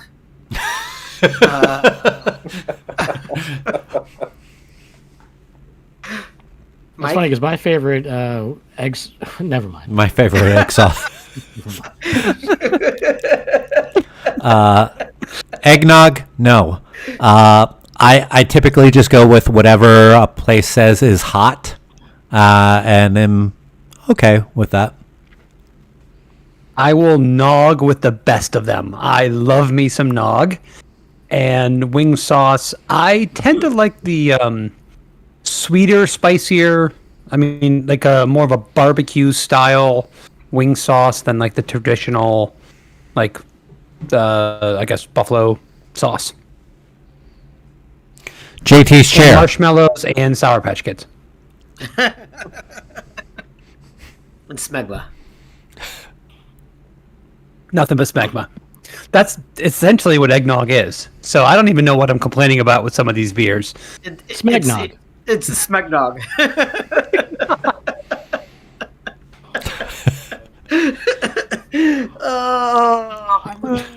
I was gonna say before, my favorite eggnog is wing sauce.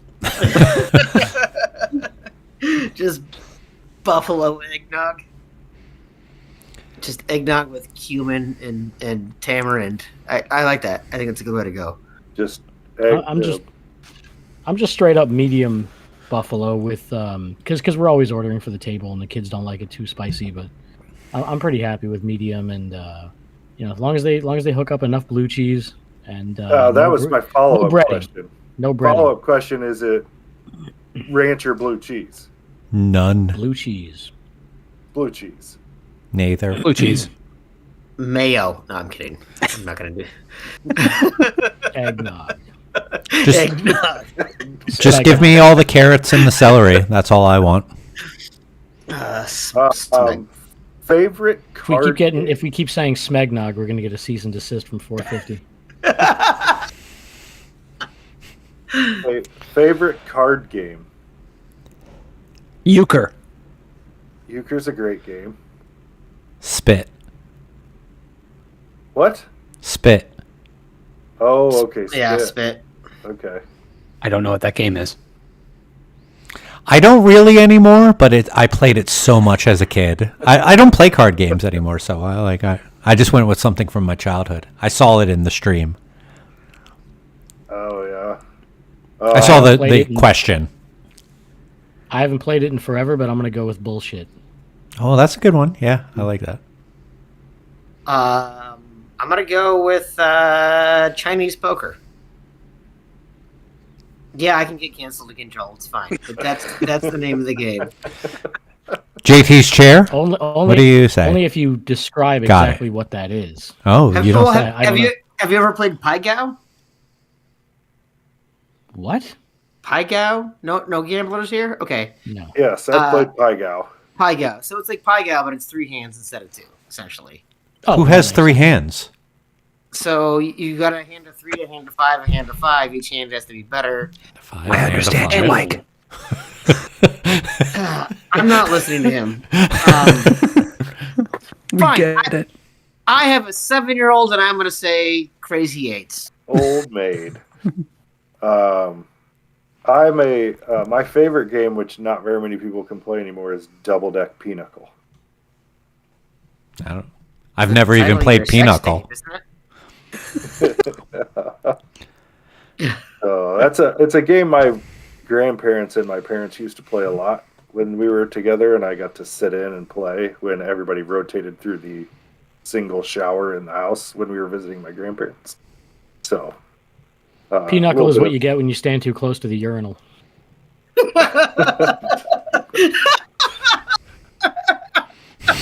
Oh my god, that was the best joke of the evening. not if you've got my stream. It's not strong enough for that. Yeah, but you're sitting.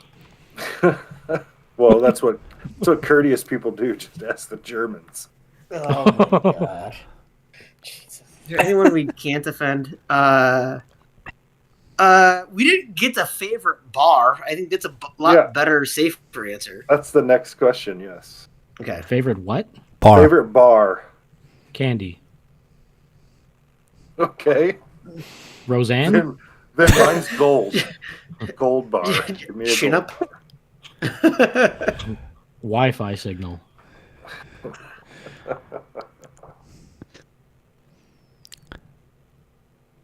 There's a bar in Portland, Oregon that is my favorite bar. And it's called Scooter McQuaid's. They serve Buffalo Trace in pints. And it's about $5. Jesus Christ. And it's a complete shit show when I go there. And they also have $1.50 chili dogs. It's your favorite bar as far as you can remember. Correct. Every time I've been there, I've had a great time being there. I can't remember the name of the bar in Portland where that Joel had so many like Spanish coffees that he thought that he got cancer the next morning. What? Wait, what? That's reasonable. That makes sense. It was in Alberta. I can't remember the name of the bar, but the answer to my question to that question is Fountain Porter in Philadelphia. Little corner bar with fantastic beer selection that is relatively cheap. A $5 cheeseburger that will change your life, and all the music is played on vinyl in the spot, and it's a fucking fantastic place. Kevin has been there with me, and he's probably the only other person on this stream who's been there. I would have thought you were going to say Forest in Maine.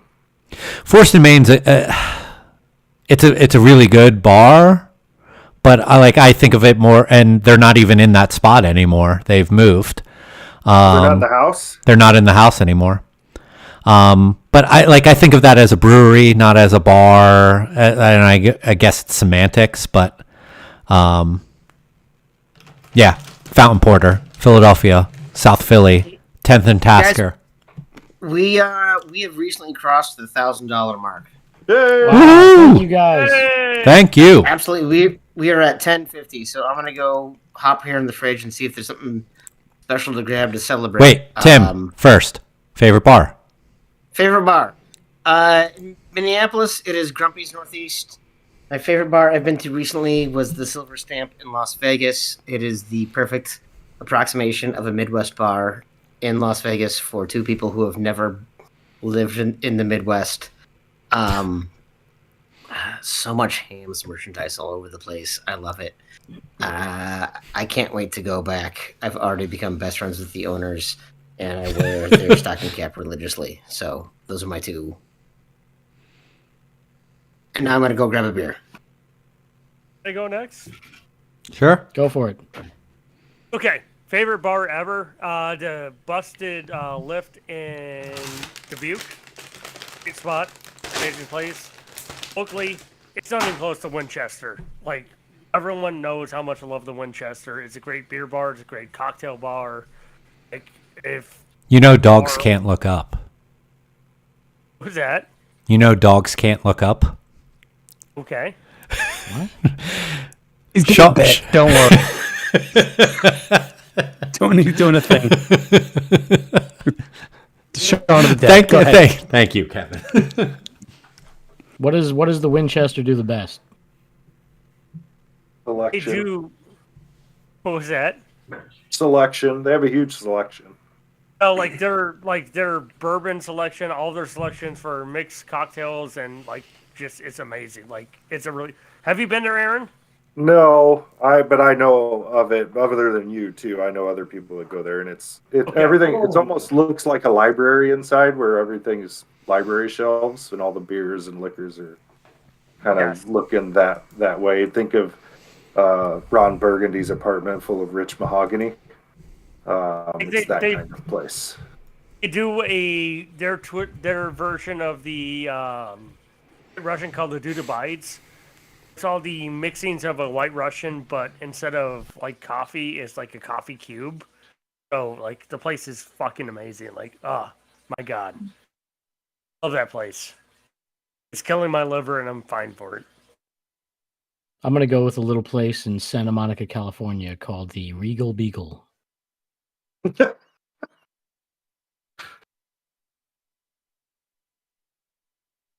Did Kevin answer?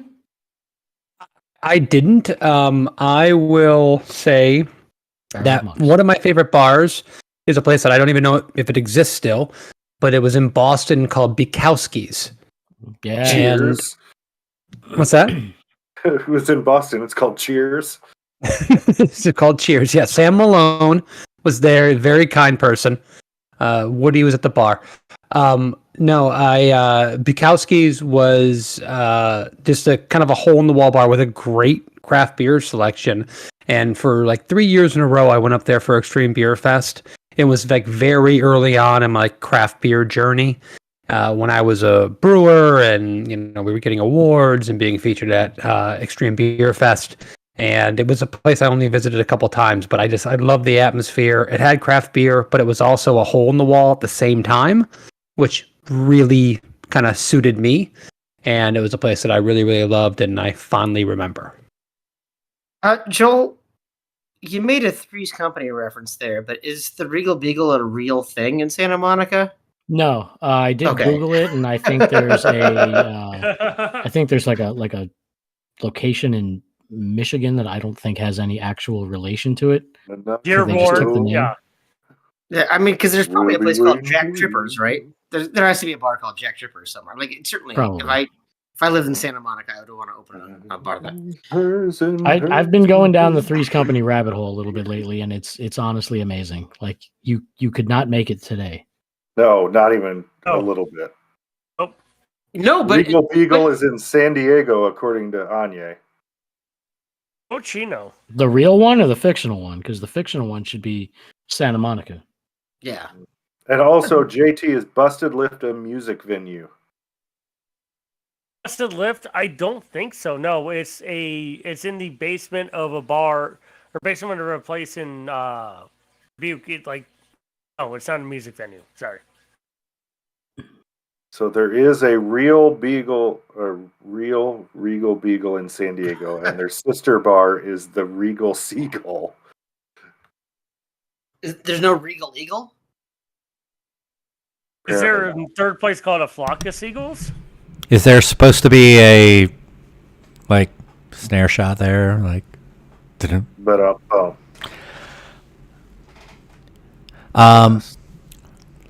I think is that all on the AMA? I think we might have got caught up. Anyways. All right. So No, go ahead. I don't know how much more I have left in me. But that Only might 8 o'clock. I fucking wish. But because my fucking 1-year-olds take a lot out of me. Should we do some last call stuff here? Thanks, JT. Sure. Sure, yeah, why not? All right. For those who are unaware, don't listen to our show. Everyone who's here listens to our show. The time where we give each other unspecific amount of time to talk about whatever it is that we want, unopposed, unobjected, uninterrupted. And for this last call, let's start with Mr. Tim Johnson. Jesus, why? Called an uninterrupted JT. Praise him. My goodness. Really, the thing I want to talk about is just this group of people here, the listeners that we have. I'm excited that we're on the third year of this, and I look forward to this each and every year because I know that not only do I get to have an excuse to hang out drinking with friends that I've known, friends that I'm getting to know, it's just really exciting to see what we're doing and the fact that we get to do this and make fun of each other and let Anya make fun of us in the chat and have a lot of people come in. This is exciting, guys. We're raising money for a charity. We're taking our stupidity and turning it into something good. And for you guys, every other week on United We Drink, and for us, every 6 months on Better Units, we get a chance that people allow us into their homes and into their cars But for something like this, where we're actually finally able to turn this into something good, guys, I'm not a Christmas fan. I'm just not. It depresses me. It depresses me like for a number of reasons. I'm not gonna get into them because I don't need to depress people. But this part of the holiday season warms the cockles of my heart in the sub-cockle region as well. So I'm very excited that we get to do this together. And so I want to thank each and every one of you guys. Yeah, even JT. I want to say thank you. This is such a fantastic thing. So please, everyone that is still listening to this point, go donate. Go tell your friends to donate. Lie to your mom about what we're raising money for. Pretend like this is a middle school candy bar sales to raise money for a new gymnasium or something like that. Just lie to get money because it's all for a good cause. And please go ahead and get that donated to Feeding America. So thank you everyone for this. Cheers. Well Joel. said. So first, Tim, I got that Dennis Leary reference, and I appreciate it. Thank you. Second, so earlier today, while I was still under the influence of approximately 1.04 grams of psilocybin coursing through my veins and neurons, I caught a few minutes of Back to the Future, which I have seen many times since I was 6 years old. And something really started to occur to me, and just know this is not going to be anywhere near what Tim just did. But I am watching.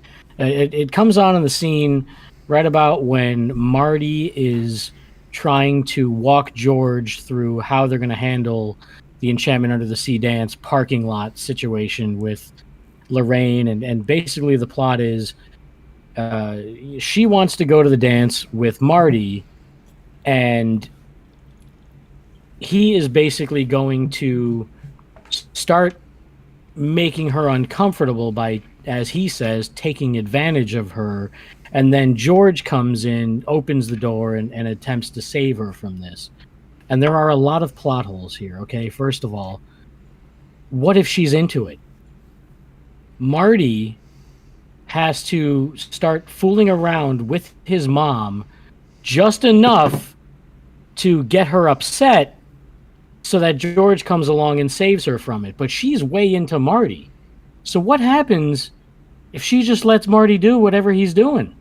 He can barely kiss her in the film, yet his whole plan, which is life or death for him, is contingent upon him sexually assaulting his mother in some way. But like I said, what if she's into it? Now he's got to go further. George is going to be here any second. What's George going to do? Save Lorraine from consensual sex? You know what I'm saying? So what if she's down to fuck? You know what I'm saying? Like, she is into Marty. She's nowhere near as into George as she is Marty, and that's her son. So Marty just has to keep going further and further until he does something to offend her. She might be into anal for all we know. So at what point does Marty give up and go, you know what? She's a freak. Like, George is not saving her from anything. In fact, George will be interrupting. And then what happens is George never comes and saves the day, or she tells George to piss off because she's into Marty. And then Marty disappears into existence, or from existence, right between her legs. How are we spelling comes? What? Jesus, JT. I mean, in JT's defense, that was the perfect last call because we can't interrupt, despite how much we wanted to. But Jesus, JT.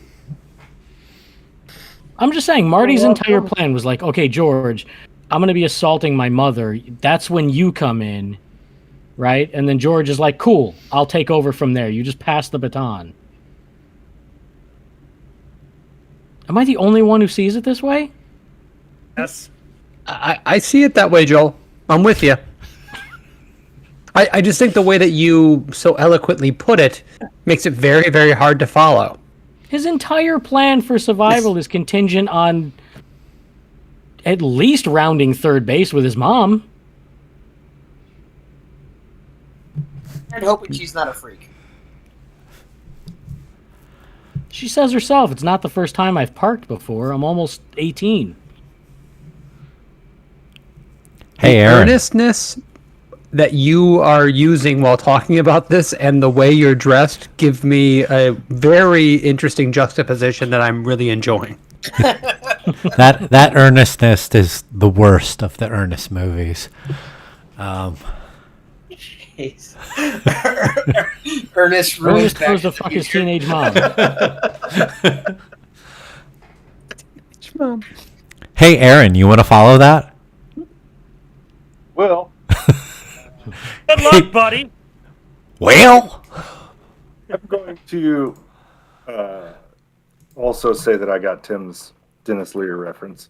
But all the things that Tim said are accurate. But I do want to, and I probably said something along the lines of this last year, remind people to fucking at least try to be nice to each other out in the world. There's a lot of overreaction before all facts or things, or, it's like, how can I react immediately to this to get the most bang for my buck shit? Slow down, take a breath, be kind to people, have a conversation, and, try to get back to being decent human beings again. We can all do it here.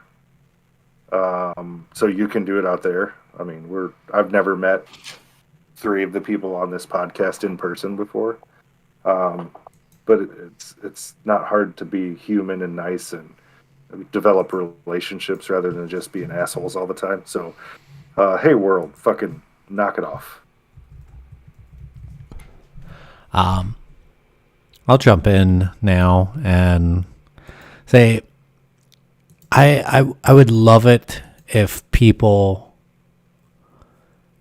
made more art out there. And whatever you consider to be art, keep on fucking doing it. Make something that you love and that you are passionate about and that you consider art. Like, I don't fucking care what it is, but just keep on making it. A few weeks ago, I had a pop-up market at our brewery and a dude who makes punk rock rubber ducks.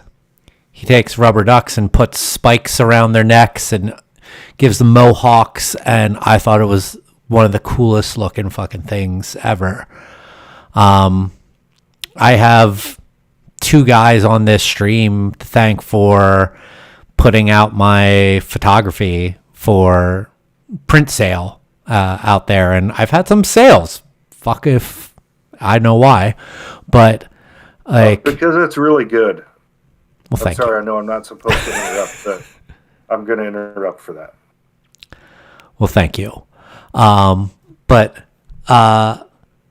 do stuff that makes you happy and makes you feel like you're doing something, because like making photography, like taking photos, editing photos, even like this is probably going to be the only time that I actually address this, but the stuff that I've been putting at the end of the episodes, if you stay that long, I really enjoy making. They're fun to do. Whatever you want to look at them as. And that's a thing that I am looking forward to with this coming year, is making more art, and whatever that is, whether that it be audio, visual, or whatever. I want to do that, and I want other people to do that. I challenge you. I've challenged myself, so I challenge you. Make art and put it out there, and come up with something. And yeah. So JT. On that note, I would say take care of those who take care of you. There's people in your lives who are servers, who are whatever. Like if you go to a bar, you go to a restaurant, like over tip, take care of the people because we're gonna ask off to make sure you're having a good day. At the end of the day, like just some like we can just like spot off on anything. Like is that what we're doing, or I'm sorry. What just happened? Is that it? Is that all you got, JT? Is that all you want to say? I was gonna say, like to me, it takes $0 to be kind to somebody. It takes $0 to be nice to somebody. It takes $0 to be a good person. Dude, we're trying to raise money here. It takes $450 to be nice to someone. Please. It takes Sorry, go ahead. $69 to get laid. It takes $460 to make sure we get duo right. But like legit, like you've got money, like make sure you spend it on people who matter. Like make sure you're just like it's the things I've seen in the past couple of weeks where I've seen someone I'm not getting into it, but like when I see some really shitty people like just be nice to each other. It takes $0. It takes zero effort to be a nice person. It takes zero effort to be a good person. Like at the end of the day, like you put a little bit of effort in to be a good person. You slept well at night, knowing you did the right thing. Like whatever. So sorry, I'm rambling. Full time. I feel like JT just got back from South Florida. And I think that leaves us with Kevin. Have you guys ever noticed that Marty's whole plan was basically to have to try to fuck his mom? Have you guys ever noticed that? It's a whole. Okay, sorry. I was ignoring that for taste, but anyway. So I am a big fan of Gilbert Gottfried, and Gilbert passed away earlier this year. There was a live stream of his last ever amazing colossal podcast, which was a podcast that he did where he talked about old movies and interviewed like old movie stars and producers and people in like vaudevillians, like people from the yesteryear of entertainment.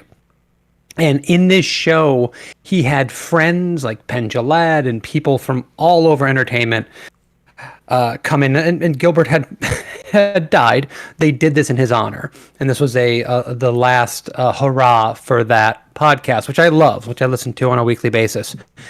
And it got me to thinking that, oh shit, like I'm getting old. Like we're all just getting older, and we are going to lose more and more people very soon. It's the nature of existence.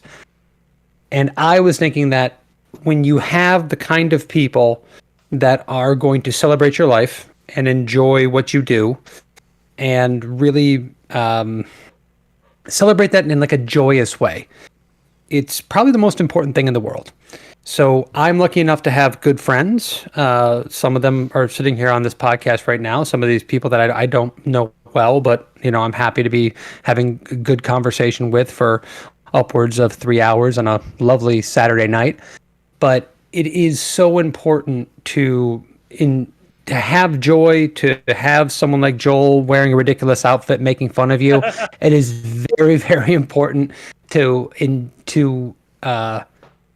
have fun with yourself, be able to make fun of yourself, to be able to enjoy the camaraderie of the people around you, because we don't have that much time. So Gilbert Gottfried, one of my favorite people of all time. Bob Saget also lost this year. Norm Macdonald, we also lost this year. Some of the great minds in comedy. Last year. Brilliance. What's that? Moth joke's one of the best jokes ever, but yeah. We lost Norm September 14th, 2021. Thanks, Joel. I apologize. But one of the people that I thought we were supposed to be the peanut tree is important. I thought we weren't supposed to interrupt in this whole thing, but you know what, Joel? I love you enough to say it's okay. He's not on either of these shows, so he doesn't think of our rules. I was honestly thinking of United We Drink because I was starting to notice at the tail end of the episode here that, you know, the show was really missing Mike's signature nitpicking. A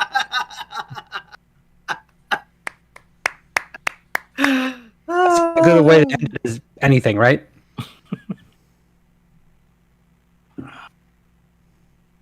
Hey, by the way, God. $150. What's What's that? We've made it to $1,150. Wow, thank you guys Thank you so so much. much. Thank you for listening to 6 old white guys hang out and be obnoxious for 3 hours and giving money anyway. Deadlock! Everyone else, dude, you know what? Listen, don't listen. We'll post this on our podcast streams so you could listen if you want to. At this point, I don't give a shit if you listen to this particular stream. Please just give money. This is a very important cause. We don't see a single dime. This is not about us. This is just a way that, again, us idiots can give back in some way that is meaningful. So thank you guys very much for listening. Mike, do you have any other ways you would like to wrap this thing up? I please go and follow and listen to our friends at Bitter Units on their podcast stream, their social, which I think is only Twitter at Bitter Units. We might have an Instagram, but none of us are in charge of that. Like, Media is taking over all of that. I think we have a Friendster. I don't know. A GeoCities page, maybe. Can I poke you? We have a GIF of Calvin peeing on a United We Drink logo. So We do have a Zanga. Still have a Zanga. If you make that T-shirt, I'll buy it. Does it have to be an animated T-shirt? it's like one of those flip shirts where they flip up the sequins. It's Calvin peeing as you do that. Please, Tim, tell everyone where they can find the show.